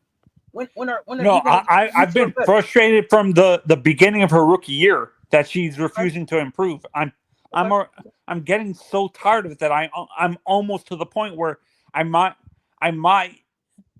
move my fandom to another player who's taking is taking the game more seriously than Caitlin. So you don't think that she takes the game serious? Huh? So you don't think that she's taking it serious? Yeah, I don't think she's taking it as serious as I wanted to, but I'm not sure. Like as a fan, I want her to improve her game and the weaknesses that you and Rob have been calling out with her the past few, like when you evaluate her games with the Fever. stuff like that. And I don't think she really cares.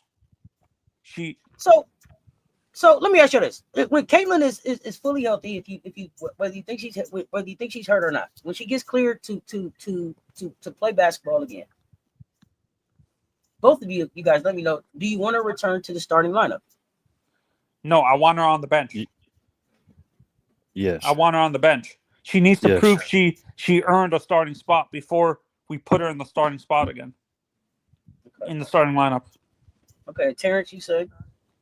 I think yes. Okay. Why do you want her back in the starting lineup? Now that's not a yes insto puller if if she doesn't show up. You know what I mean? It's okay. So do you think that she's that she, when you say that you want her back in the starting lineup, is that because you don't think that she could be effective as a bench player, or because you think that she's earned the right to be a starter for this Indiana Fever team that's currently constructed? For me, honestly, it's the team as a whole, and when I watch the games and I see what the other players aren't doing, and what the other teams' defenses aren't having to practice defending against. You know what I'm saying? That obviously she brings that.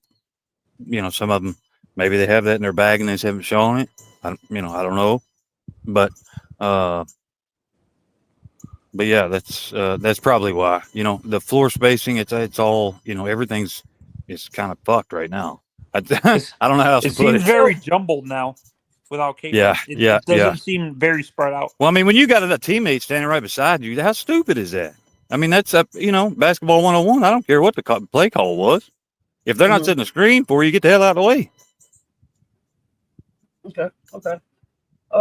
So you feel like the Fever team as currently constructed is better with Caitlin on the floor as a starter? Hey, I think honestly that they could be, and everything could be, right? Just like you wouldn't tell any player, in their younger days, that they don't have potential. Because I think every kid, male or female, has potential until they quit. You know what I mean? If they quit, they don't. No, Terrence. At some point, you got to tell them, hey, you don't have to you don't have. Well, like last night, that's the way it felt. Like they quit. It's like, what are you doing? You got interest, but you don't have a skill set that says you'll be good at this, and that's okay. This maybe could be a hobby, but this can't be this can't be hard for you. Okay, yeah, so for me, I'm on the other side of the fence. I think as currently constructed, the Fever team is not built for Caitlin to be a starter. I think it's better for her coming off the bench, in my opinion.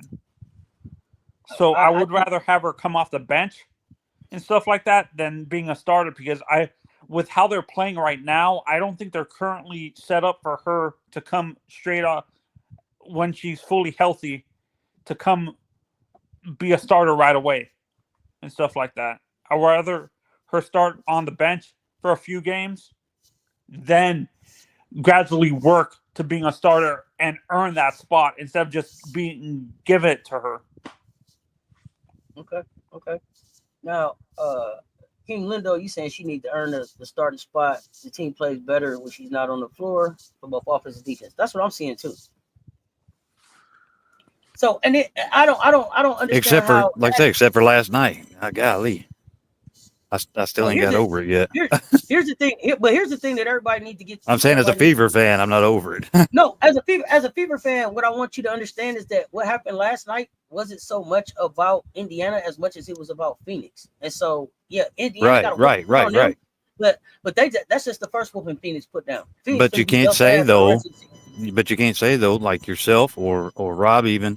You don't have to watch even a whole lot of Phoenix film to know what they're going to do, and their coaching staff couldn't come up with a way to make it work.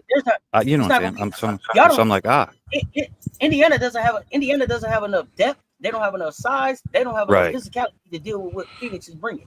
It's not a lot of teams in the WNBA that are going to be able to deal with Phoenix at full strength. Right. Anthony, do you think she would fit better on another team? And if so, what team?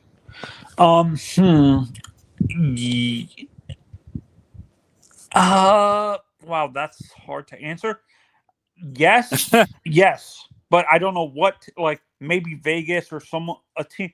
a team that plays a sort of a similar system to like a The Liberty. Los Angeles Sparks or something like that, or The New Liberty. York and Yeah. stuff like that. A team that goes off those two systems, I think, would be more beneficial for Caitlin than the system that they're trying to run in Indiana, in my opinion. But now that's just talking about the system itself. Now, Anthony, he does probably feels the same as I do, and you might also, Cess, I don't know, but it's nobody in their right mind really would want her to go to New York because, if you're supposed to be a megastar, why would you go to a loaded team? You know what I'm saying? It'd be like KD going to the Golden State Warriors. So I think that. Well, I think number one, when you look at the WNBA, most every team that's won has been a super loaded team because that's just the type of league it is. It's not a league that's at a whole lot of parity. Las Vegas was from Houston to Las Vegas to New York last year, stacked up teams. That's what wins. But here's the thing: I don't think that Caitlin could go to New York and find success. Here's the thing: I don't think that Caitlin has a skill set that says she can play on any team. I think that Caitlin has a skill set that says she can be successful if she gets with a team and a coach that builds around her to play the game that allows her to be successful. Caitlin is not, you can't drop her anywhere. It's not like, oh, Caitlin, you don't think she can be a face of a franchise? In a sense, she could be the face of her franchise, but it would have to be built up for her to be the face of it. She can't be the face. She can't be the face of the Indiana Fever. She ain't even the best player on the Indiana Fever team. She's not even the X factor on the Indiana Fever team. Caitlin Clark could sit down the rest that depends on I guess who you're asking, and then of course who you're talking about too. Like Aaliyah Boston, there's no question she's better when Caitlin's playing. Yeah, but here's the thing: Indiana Fever could sit Caitlin Clark down for the rest of this season and go as far as they're going to go this year. Caitlin Clark doesn't move the needle on the Indiana Fever success this year because she can't be on the floor because she's a defensive liability.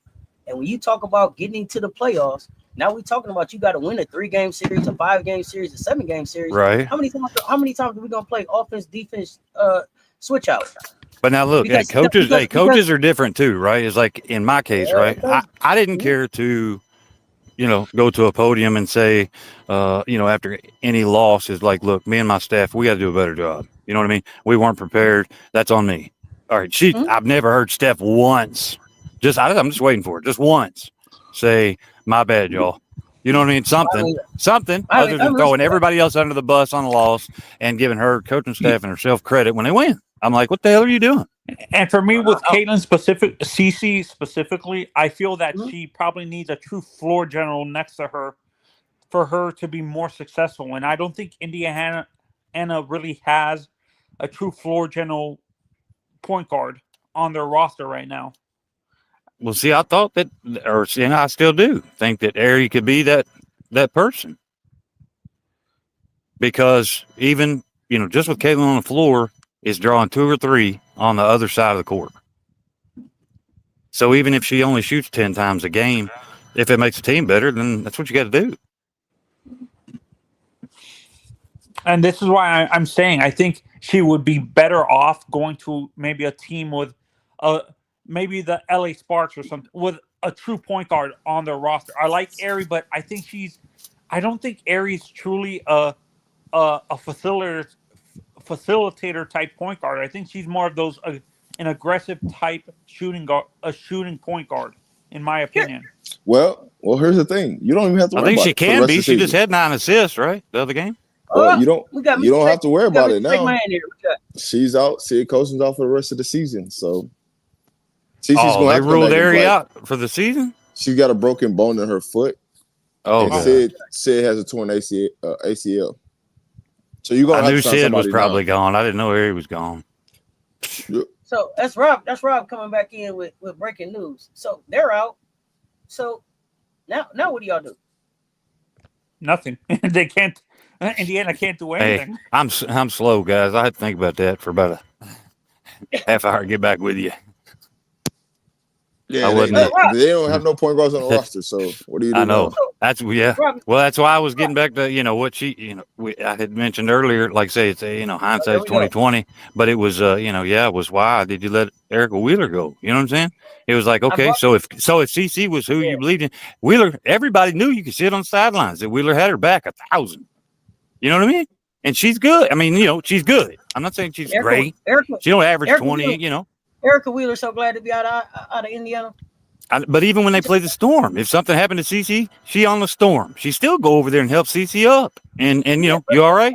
You know what I'm saying? Right, here we go. It's like I'm glad you talked about that because see, it went down. CC ain't moved. Do what? See, when Sid got hurt, CC didn't move. She didn't go carry a towel, tap her on her back, hit her on her shoulder. Not the same. Yeah, I seen her standing on that. Sat on her shoulder. Remember? And it was like every time we love her. We all that they did. CC ain't get up. Remember? Yeah, I saw her sitting on behind. Well, she was standing behind everybody. So check this out. Kate Martin was the floor general for Iowa. Kate Martin was the grown-up in the room for Iowa. Kate Martin is the one that they don't talk about in Iowa. Kate Martin may have been the reason that CC could be who she was at Iowa. What y'all think about that? She was. Yeah, honestly, I think Bluter said she was.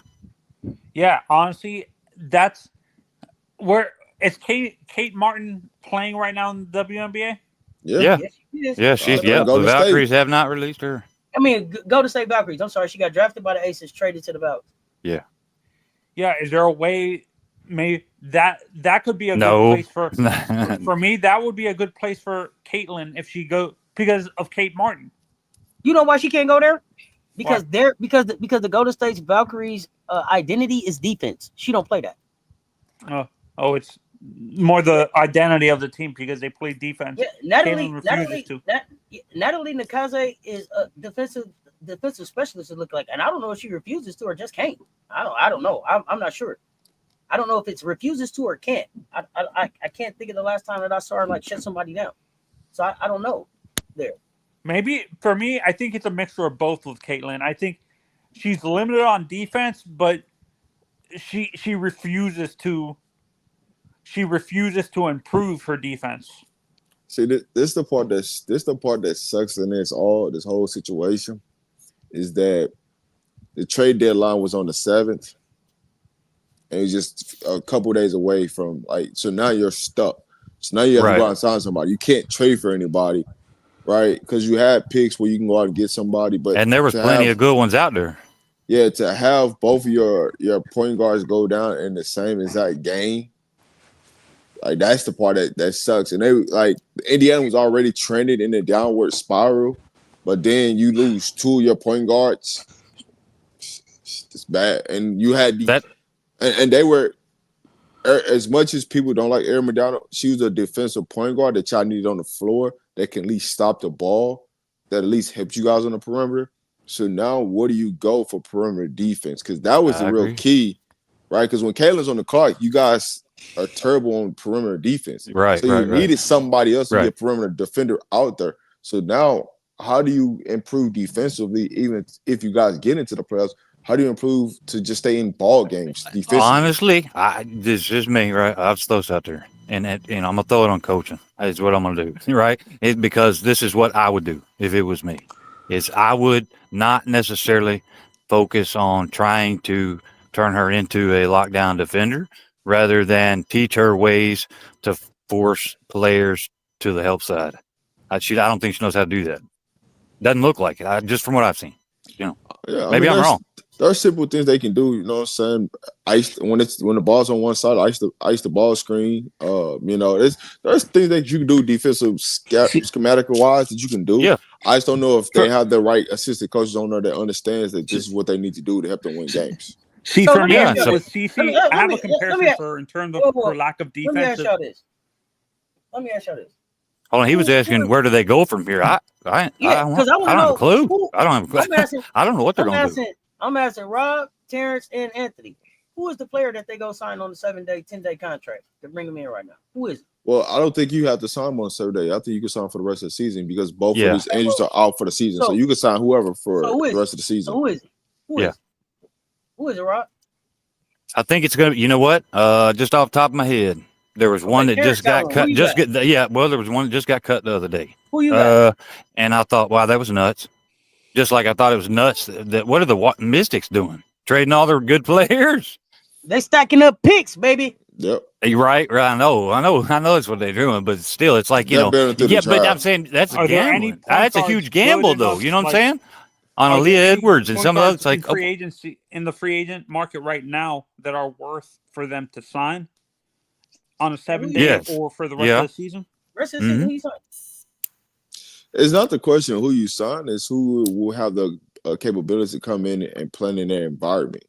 That's what you have to realize, because it's not just just putting. Because I could name 6-7 players you can put on that roster right now that can help them, but do they fit into the environment? Do they fit into the scheme and schematics of what they're trying to do? That's what the real issue is, and that's where you have a problem. Do what? Yeah. What are we helping them do? Get to the playoffs? Are we helping them stay in the playoffs? Are we helping them trying to win? What are help them do? Well, what? That's see, a great question. There's 2 levels to this, right? The first level is if you bring this player in, are you bringing this player in to help with the roster right now without CC? Or are you bringing this player in to help when CC's out there on the floor? So because there's a maturation between this, right? If the player that comes in, do they have the capabilities of playing with CC if she's ball dominant? Do they have the capabilities of spacing the floor, knocking out threes, defending at a high level, giving us energy plays?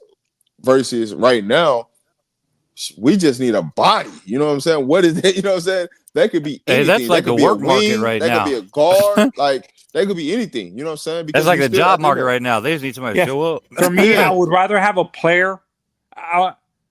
In my estimation, for Indiana, I would rather sign a veteran that helped. I don't care about the playoffs. Honestly, I don't think Indiana makes the playoffs. I do not think they make the playoffs. Really.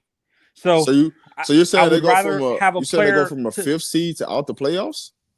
Hey, I don't know. There was probably more than me who said it first, but I thought that there'd be more than one losing team make the playoffs this year.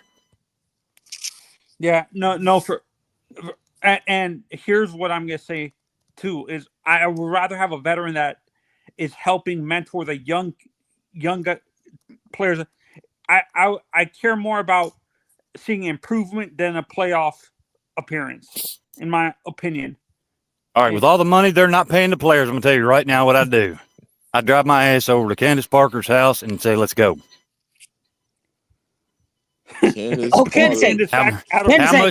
How much you need? Ain't nobody give a shit what the salary cap is, and we ain't worried about that. We'll work it out somewhere on the side.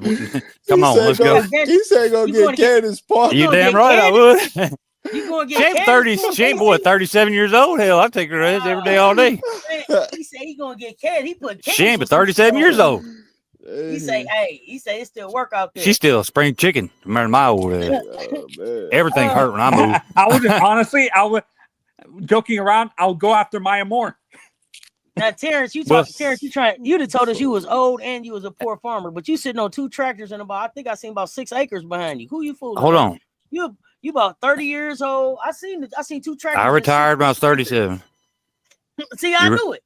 You're right. You're right. But I didn't spend all the money. See, there's a difference. You know how I was raised, I guess. You know what I mean? Like there wasn't nothing I guess that I wanted. So I didn't have nothing to go blow up. You got all your big boy toys already. You got 2 tractors, a boat, an RV. I see.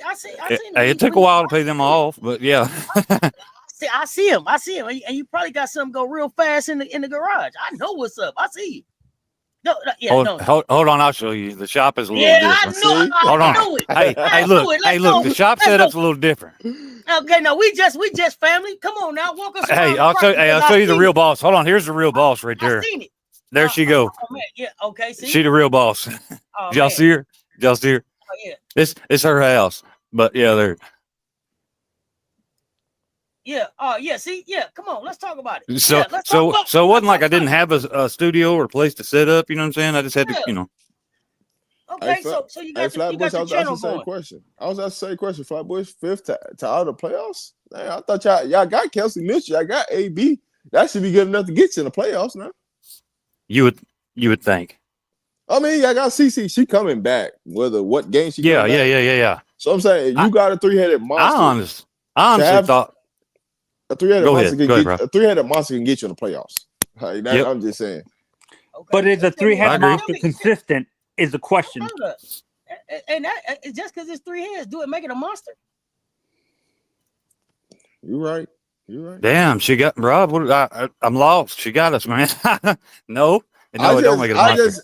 I'm saying you got three. When they ball out, you got three interesting pieces when it comes offensive wise. They can like at any given night can get you 20 points. That's what I mean. Yeah, by it. They don't have to be a dynamic three-headed monster. They got that in Connecticut too. They ain't got that in Connecticut. They ain't gonna make it for sure. Mabry could get you 20. Charles could get you 20. That's about it. Who they just sit there? Rivers could get you 20. She can't not consistent. I'm talking about night in, night out. They can go get 20 points. Those three can. Okay. Not every blue goal they get you a 20p. Yeah. I'm talking about consistently. You line up across the board. Let me look at their roster one more time because I had for sure two of them. Aaliyah Edwards can go get you 20. Not consistently every night. Mabry. Yeah, I give him a chance. Yeah. No, and Rob, for me, but it's almost like they wait too long. It's more as a whole. I don't think those three can. You can rely on one of the three to give you 20 points, but not at the same time. I would rather a three-headed monster. To me, is a reliable three-headed monster. Is people you can rely on scoring 20 points every night at the same time, not one or the other. So here's the thing. There's not really a difference from last year to this year. It's the same exact roster. The only thing that you did was you got Howard for Smith, right? You got Sophie, Lexi all still there, Mitchell still there, CC still there. You have the exact same roster from last year. That is nothing that's really changed from roster construction wise, really. Outside of you just upgraded one position that was a 4. Outside of that, everything else is complete same. Yeah. So I thought the best addition was Sophie, but you went 20-20 last year, right? So this year being a 5th seed to not make it a playoffs, that's kind of crazy. So I'm saying you should be able to. There's no way you shouldn't be able not to make the playoffs this year. Is what I'm saying. Let me ask you this. Yeah. How long does it take them to adjust to? How long does it take them to adjust to no CC coming back and no point guard? How many games does it cost them in making that adjustment and finding that rhythm based on what they got right now? Man, they ain't got but 15 left. They're gonna sign something. They're gonna sign. She'll be back into August. So however many games between now and who's gonna be back in August? CC. She can come back the next game if she want to. Yeah, but I mean, just based on whoever's telling her what to do. That timetable just got changed. You got 2 point guards that's out for the season. That timetable ain't no time. That's why I was telling her earlier. I was like, hey, now are they going to shove her in there faster than she should have to, or what? I don't know. But I had already asked y'all if y'all thought CC was going to play Saturday at Chicago. No, I don't think she plays that game. But they're going to see the timetable. So then the next game is she coming to get that smoke with Paige? But every game is a must-win game for them right now because they tied for 8th, ain't they? 7th or 8th, tied for almost last now. No, she's 5th. She's in the 5th. I was talking about the Fever, right? Wasn't it? They were, a game or two out of 2nd place to almost last in the playoff standings. Y'all said no to Saturday. Is she coming to get that work from Paige on Tuesday? No. Okay, so then is she coming to catch that work with Sonya and Kiki on Friday? I think she has to. I think she has to. I think she has to play the Dallas game. Even if they send into August, I think she has to play against Dallas. So she coming back in time for Connecticut and then to play Minnesota back to back and then Seattle and Los Angeles? Yep. I think she comes back for I think she comes back for Minnesota. For all those. She gonna have to. I tell you what. When she come back, she going right back out. How about that? You know what? It may be one of them things where somebody is going to have to tell her suck it up. No, it's going to be. You know what I'm saying? You have to get your ass out of her. I think she comes back the Minnesota game and stuff like that. That's the earliest game. I think that was the original game plan, but I think this puts a wrench in all of it. The game during the back. Yeah, they play them twice. Yeah, in a row. The first that's over my house. It's the neighbor's chickens. Both Minnesota games, in my opinion. It's the neighbor's chickens. Don't worry about it. Remember. It ain't true. Remember, here's the thing that I need y'all to understand about Minnesota. It ain't just your same old Minnesota. That's DeJournay's Minnesota now. Is she coming back for Minnesota? Do she want that But- Dejanay work? Wait. It's a stud bud, Minnesota. Yeah, but that's Dejanay. That's Dejanay's Minnesota. Do CC want that smoke? Because the stud buds ain't gonna defend her. That's gonna be about No, Dejanay. I know, right? Is that growing ready for that work? That's what I'm asking y'all. Yes. Like I say, I think she has to. I can't I wait. think she has to. Oh, I can't wait. I think she has to. I can't wait. If she playing Minnesota, she ain't playing in That, Seattle. like I said, it's just that it's only an opinion. I don't have, Yeah, she I don't have any plays. sources telling me, that I after think last she night. plays the at two least. Minnesota games, but doesn't play Seattle. Oh, she gonna duck Erica Wheeler? Yep. No. No, she And had then to get No. against Brittany Sykes that night. And then she go show up for Rakia now? Yeah. No.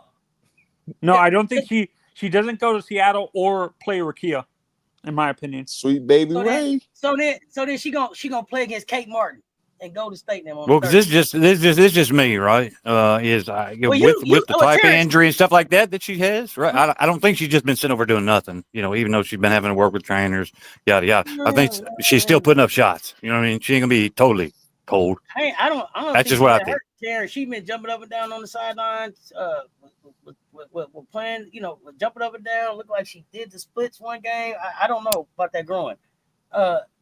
So then she gonna play against Phoenix in them? Yes.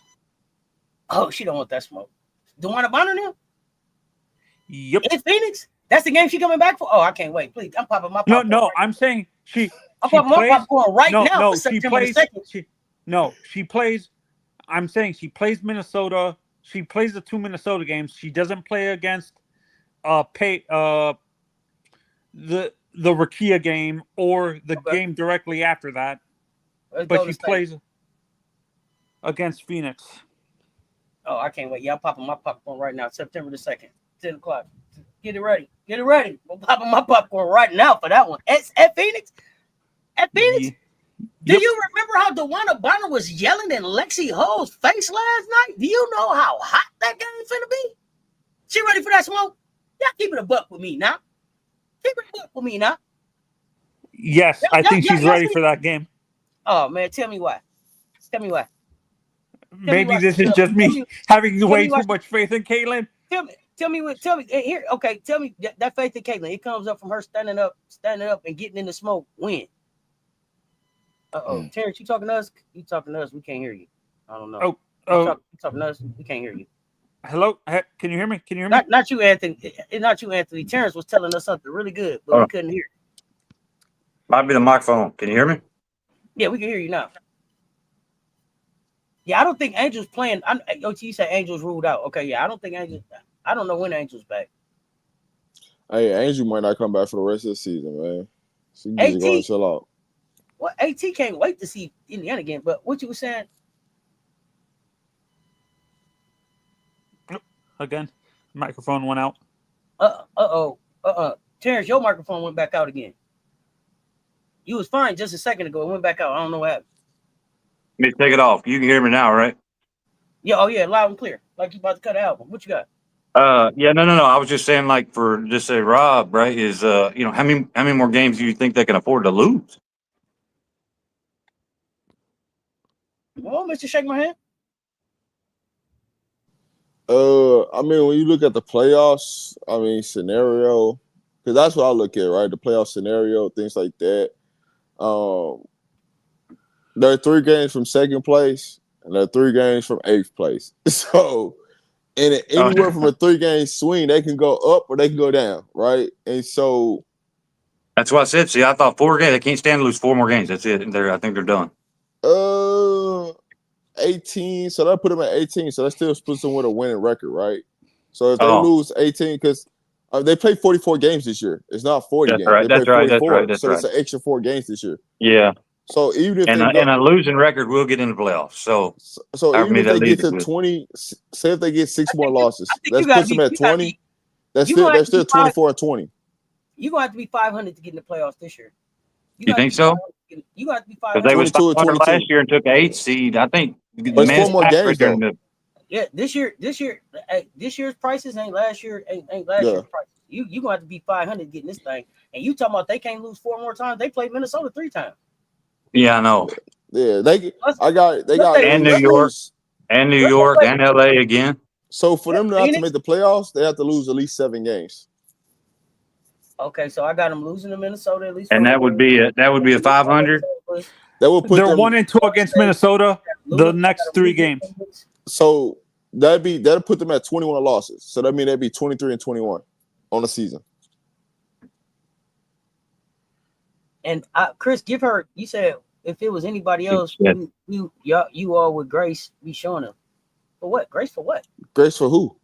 Well, they might be talking about Grace Berger. I don't know. You know, they let her go through. No, the statement says CC missed half the season. If it were anyone else, you all would be showing them some grace. Grace for what?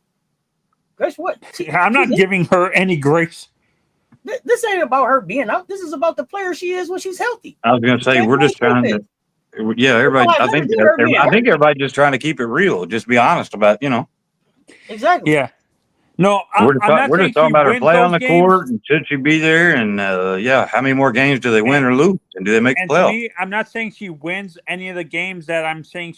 I think the rest of the games that I'm saying she plays, outside of one Minnesota game, the rest of the games she plays the rest of the season, they're losses. I don't think they make the playoffs. You're an Indiana Fever fan saying that. You don't got y'all getting. No, I'm not. I'm a Caitlin fan. Okay, Caitlin fan. So, do you have a WNBA team, or are you just a Caitlin fan? No, I told you I'm a Seattle fan. Okay, so you're a Seattle fan. So when Caitlin plays Seattle, who do you have? I have Seattle blowing them out. So you got Seattle blowing them out. You got them losing at least 2 games to Minnesota. I got them losing to Los Angeles. I got them losing to Phoenix. I think that they lose to Golden State too. They could lose one of them games to Washington too, depending on how much you mean. I see them sweeping. I don't know. I see them sweeping the Mystics. That's the only team I can see them winning both games. Sweep the Mystics. Okay. You think they sweep the Mystics? Wow. Okay. I think. Are they going up? Do they have Connecticut coming up too, or no? On the 17th. See, I see them beating Connecticut too. I don't know if they beat Connecticut because Connecticut is back where like Mabry and Rivers and Charles. I don't know about all that. We'll see. But I got them potentially losing to Dallas. They don't have a point guard right now. Right. Yeah, because because Sykes just signed the Sun, right? So they got her too now. It's gonna be interesting to see who they sign. I guess maybe that says a lot about where they go from here. They gotta sign somebody. But who they sign will say a lot. Like I said, either they bring back Maya or the guy that the person that Terrence just brought up out of retirement. Well, I only mention it because she just retired. You know what I'm saying? So she's still, she can still play. I promise. So Terrence, you are our Indiana Fever fan on the panel. Are y'all in the playoffs or not? I think so. I think so. Okay. And do you get out of the first round this time? I don't think so. Fair enough. Now, you know what, Rob? That's probably what I should have said, and actually what I meant was in saying they couldn't afford to lose 4 or 5 more games was because of getting past the first round. If they lose more than 4 or 5 games, they're going to go against 1, 2, 3, and they won't get past the first round. Yeah, I mean, here's what I got them making the playoffs, right? I think Golden State has tapped out for their full.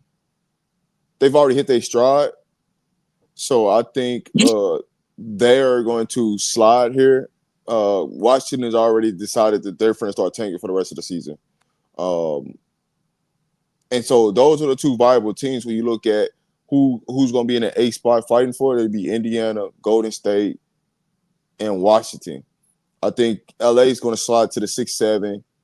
Ace is going to slide up. Seattle's going to stay exactly where they're at. So from that standpoint, in the 3-team battle, I think the Fever wins out because I just think Golden State is not really shooting to make the playoffs. They're more like, man, we've already had enough success. We have the most wins as a expansion franchise in the WNBA history, so they're good. So you don't think Seattle can move up to number 5, Rob? Possibly, yeah. Possibly. They can move up to. Yeah.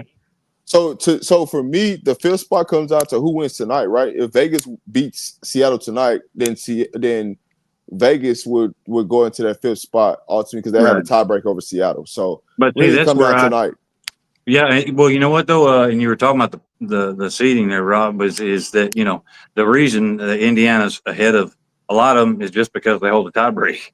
You know what I mean? It's like you lose one more, and then whoa, there you just went 3 or 4 spots back. Yeah. That's why I was like, damn. Well, if they, so that's where it's like, it almost gets into, golly. There I go again. I'm gonna throw it into a different. Any of these Hold teams on. make I'm it into gonna the throw it top into a whole 4? different sport, right? It's like when Tiger Woods used to move up the leaderboard. All right, people got nervous. You know what I'm saying? They start chunking balls in the water.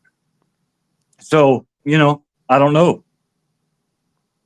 If they, if other teams, start, playing the Is way the that they fourth team can. like is the number 4 seed actually in this conversation too? Could teams in this group that we're talking about make it up to the 4 seed, or the 4 seed is way over 500? No, they're not. No, they're not. They got 13 So or something. Phoenix is the 4th seed, right? So Okay, so 11. New York is the 2nd seed, and theoretically, right, Indiana's only 3 games from New York. If you look at the next 2 teams, which will be Atlanta at the 3 seed, Phoenix at the 4 seed, it's a 2.5 game difference. All right, and so anyway, you go 3 games up, 3 games down, like you can literally change from like 7th to 3 game difference from 7. That'd be 4th or 3rd. 7 to 6. I mean, you can go pretty much from the 5th spot to the 2nd spot. It's a 3 game difference, right? From the Who has 2nd the weakest spot, schedule the rest of the way? I had to go look. But if you go from like 2nd seed to like the 7th seed, it's a 4.5 game difference. That's a lot of ground to make up. But like a 3 game, it's not a lot of ground to make up. Or 4.5, that's a lot of ground to make up because now you're hoping that that's a lot of losing has to go on for you to make up that type of ground. So now y'all talking about y'all need to sign Kennedy Carter? That ain't happening. That's what he was saying. Oh yeah. It's the only option. Kennedy Carter. I was gonna say, I don't know why not. I mean, yeah, we could give 100 reasons why, but there's one that, one good reason why they should. We could give 100 that they shouldn't, but one's good enough for me that they should. Wow. I mean, why she's not playing, I don't know. That to me, that's absurd. What she did, maybe, you know what I'm saying, the off-ball stuff, that, okay, that was junk, but nobody's going to disagree that was junk. But that aside, she was a baller. You can't tell me 10 better point guards in the league. See, to me, depending on who has the weakest schedule going, that you could bet on every game for that 20 you're talking about. Depending on who, to me, it depends on who has the stronger schedule going the rest of the way, and who has the weaker schedule going the rest of the way. That I can see, like outside of number 1, it's very they're parity wise. The teams are close and stuff like that. So depending on who has the hardest schedule going the rest of the way, and who is playing teams that are below, who is playing teams the rest of the way that are way below 500 and stuff like that, is who I think makes it into the top 5. Well, it's like this too, Anthony. You got to remember, nobody's going out there to lose. You know what I mean? So, yeah, except for the Mystics and maybe the Sun. Depending on who has a stronger schedule the rest of the way, is who makes it into the play. Like who has a stronger schedule the rest of the way, who's playing teams that are above 500 the rest of the way, I feel don't make the playoff. And whoever has a weaker schedule and is playing most teams that are below 5, like are multiple games below 500, are going to make. I don't think you can. I don't think you can really look at it that way. Cess, you tell me, but I don't think you can look at it that way, because I think this year, I mean, in the CBA and everything else, right? I think everybody is balling out. I think all the teams can be any team on any given night. I agree with you, Terrence. I'm gonna say this: you can keep calling these teams below 500 and act like Connecticut won't help you out one night. out of nowhere. Connecticut Right, they will. may give you an That's a L. fact. You don't expect it. And now that they've added Aaliyah Edwards, I don't know, Rob, have they said is Aaliyah getting on the floor with Connecticut? You know, I don't know. You know, now you got Mabry on the floor and you got Edwards on the floor and you got Rivers on the floor, you got Tina Charles on the floor. They may decide just to spoil some people dance cards. I don't know.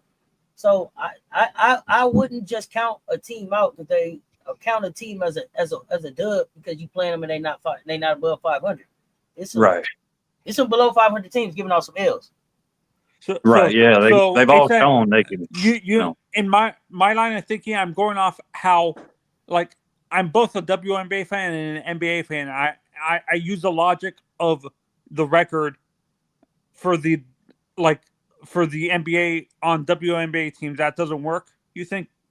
No.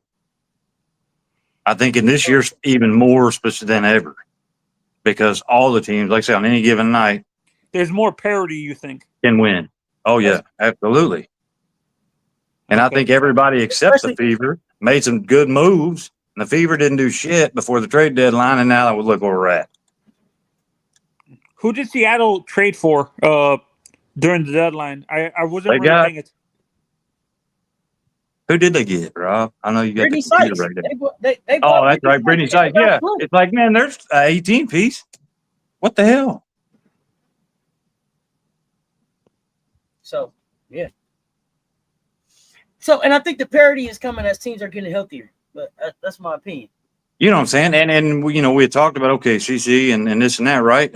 She also takes that pressure off of, Kelsey Mitchell every game happened to feel like, that's a lot of pressure, feeling like you got to put up 30 piece every night if you're going to be in the damn game.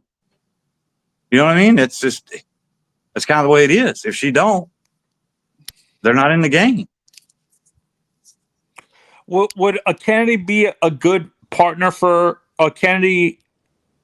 Be a good part? Would Kennedy be a good? Let me be clear about Kennedy. Like FM said, Fever fans threaten physical harm to Kennedy. Is Kennedy coming to Indiana? No. Hell no. What? You know what? Honestly, we don't know. But because she has set out, and as a baller, obviously you don't want to sit out. You know what I mean? So you may have to suck it up and say, okay.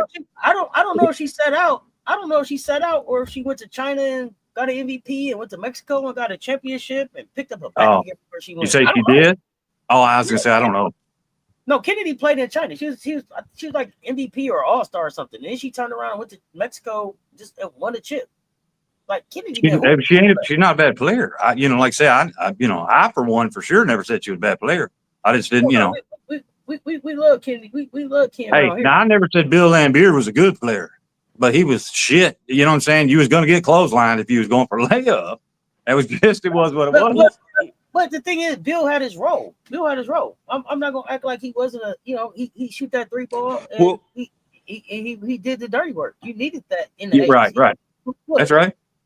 Stylistically, would Ken be a good matchup for CC in the backcourt or no? I don't know. You saying if you took all the other stuff aside? Yes. I think it would be awesome. That's just me, though. If you want Caitlin playoff ball, because Kennedy ball dominant too. What does that defense look like? I think it looks good because that leaves you leaving Caitlin off the weak side and just throwing some shade and help towards, somebody that may be driving, but not asking too much and keeping her legs fresh for the offensive end. Maybe I don't pay attention to maybe. Does Indiana play a 3-guard system? Or I don't know. I mean, I guess they could, but I'm not really sure. Yeah, I was gonna say they've done it before. No, right now with Caitlin and before Sid got injured, were they playing with 3 guards and 1 forward and a center? I think they were just playing 2. No, they had there was a few times they had Sophie at the 4. Yeah, Boston out there. You had Howard, Sophie, Howard, Mitchell. So yeah. Mocha Latte, you said she's not going there. Hey, y'all, listen.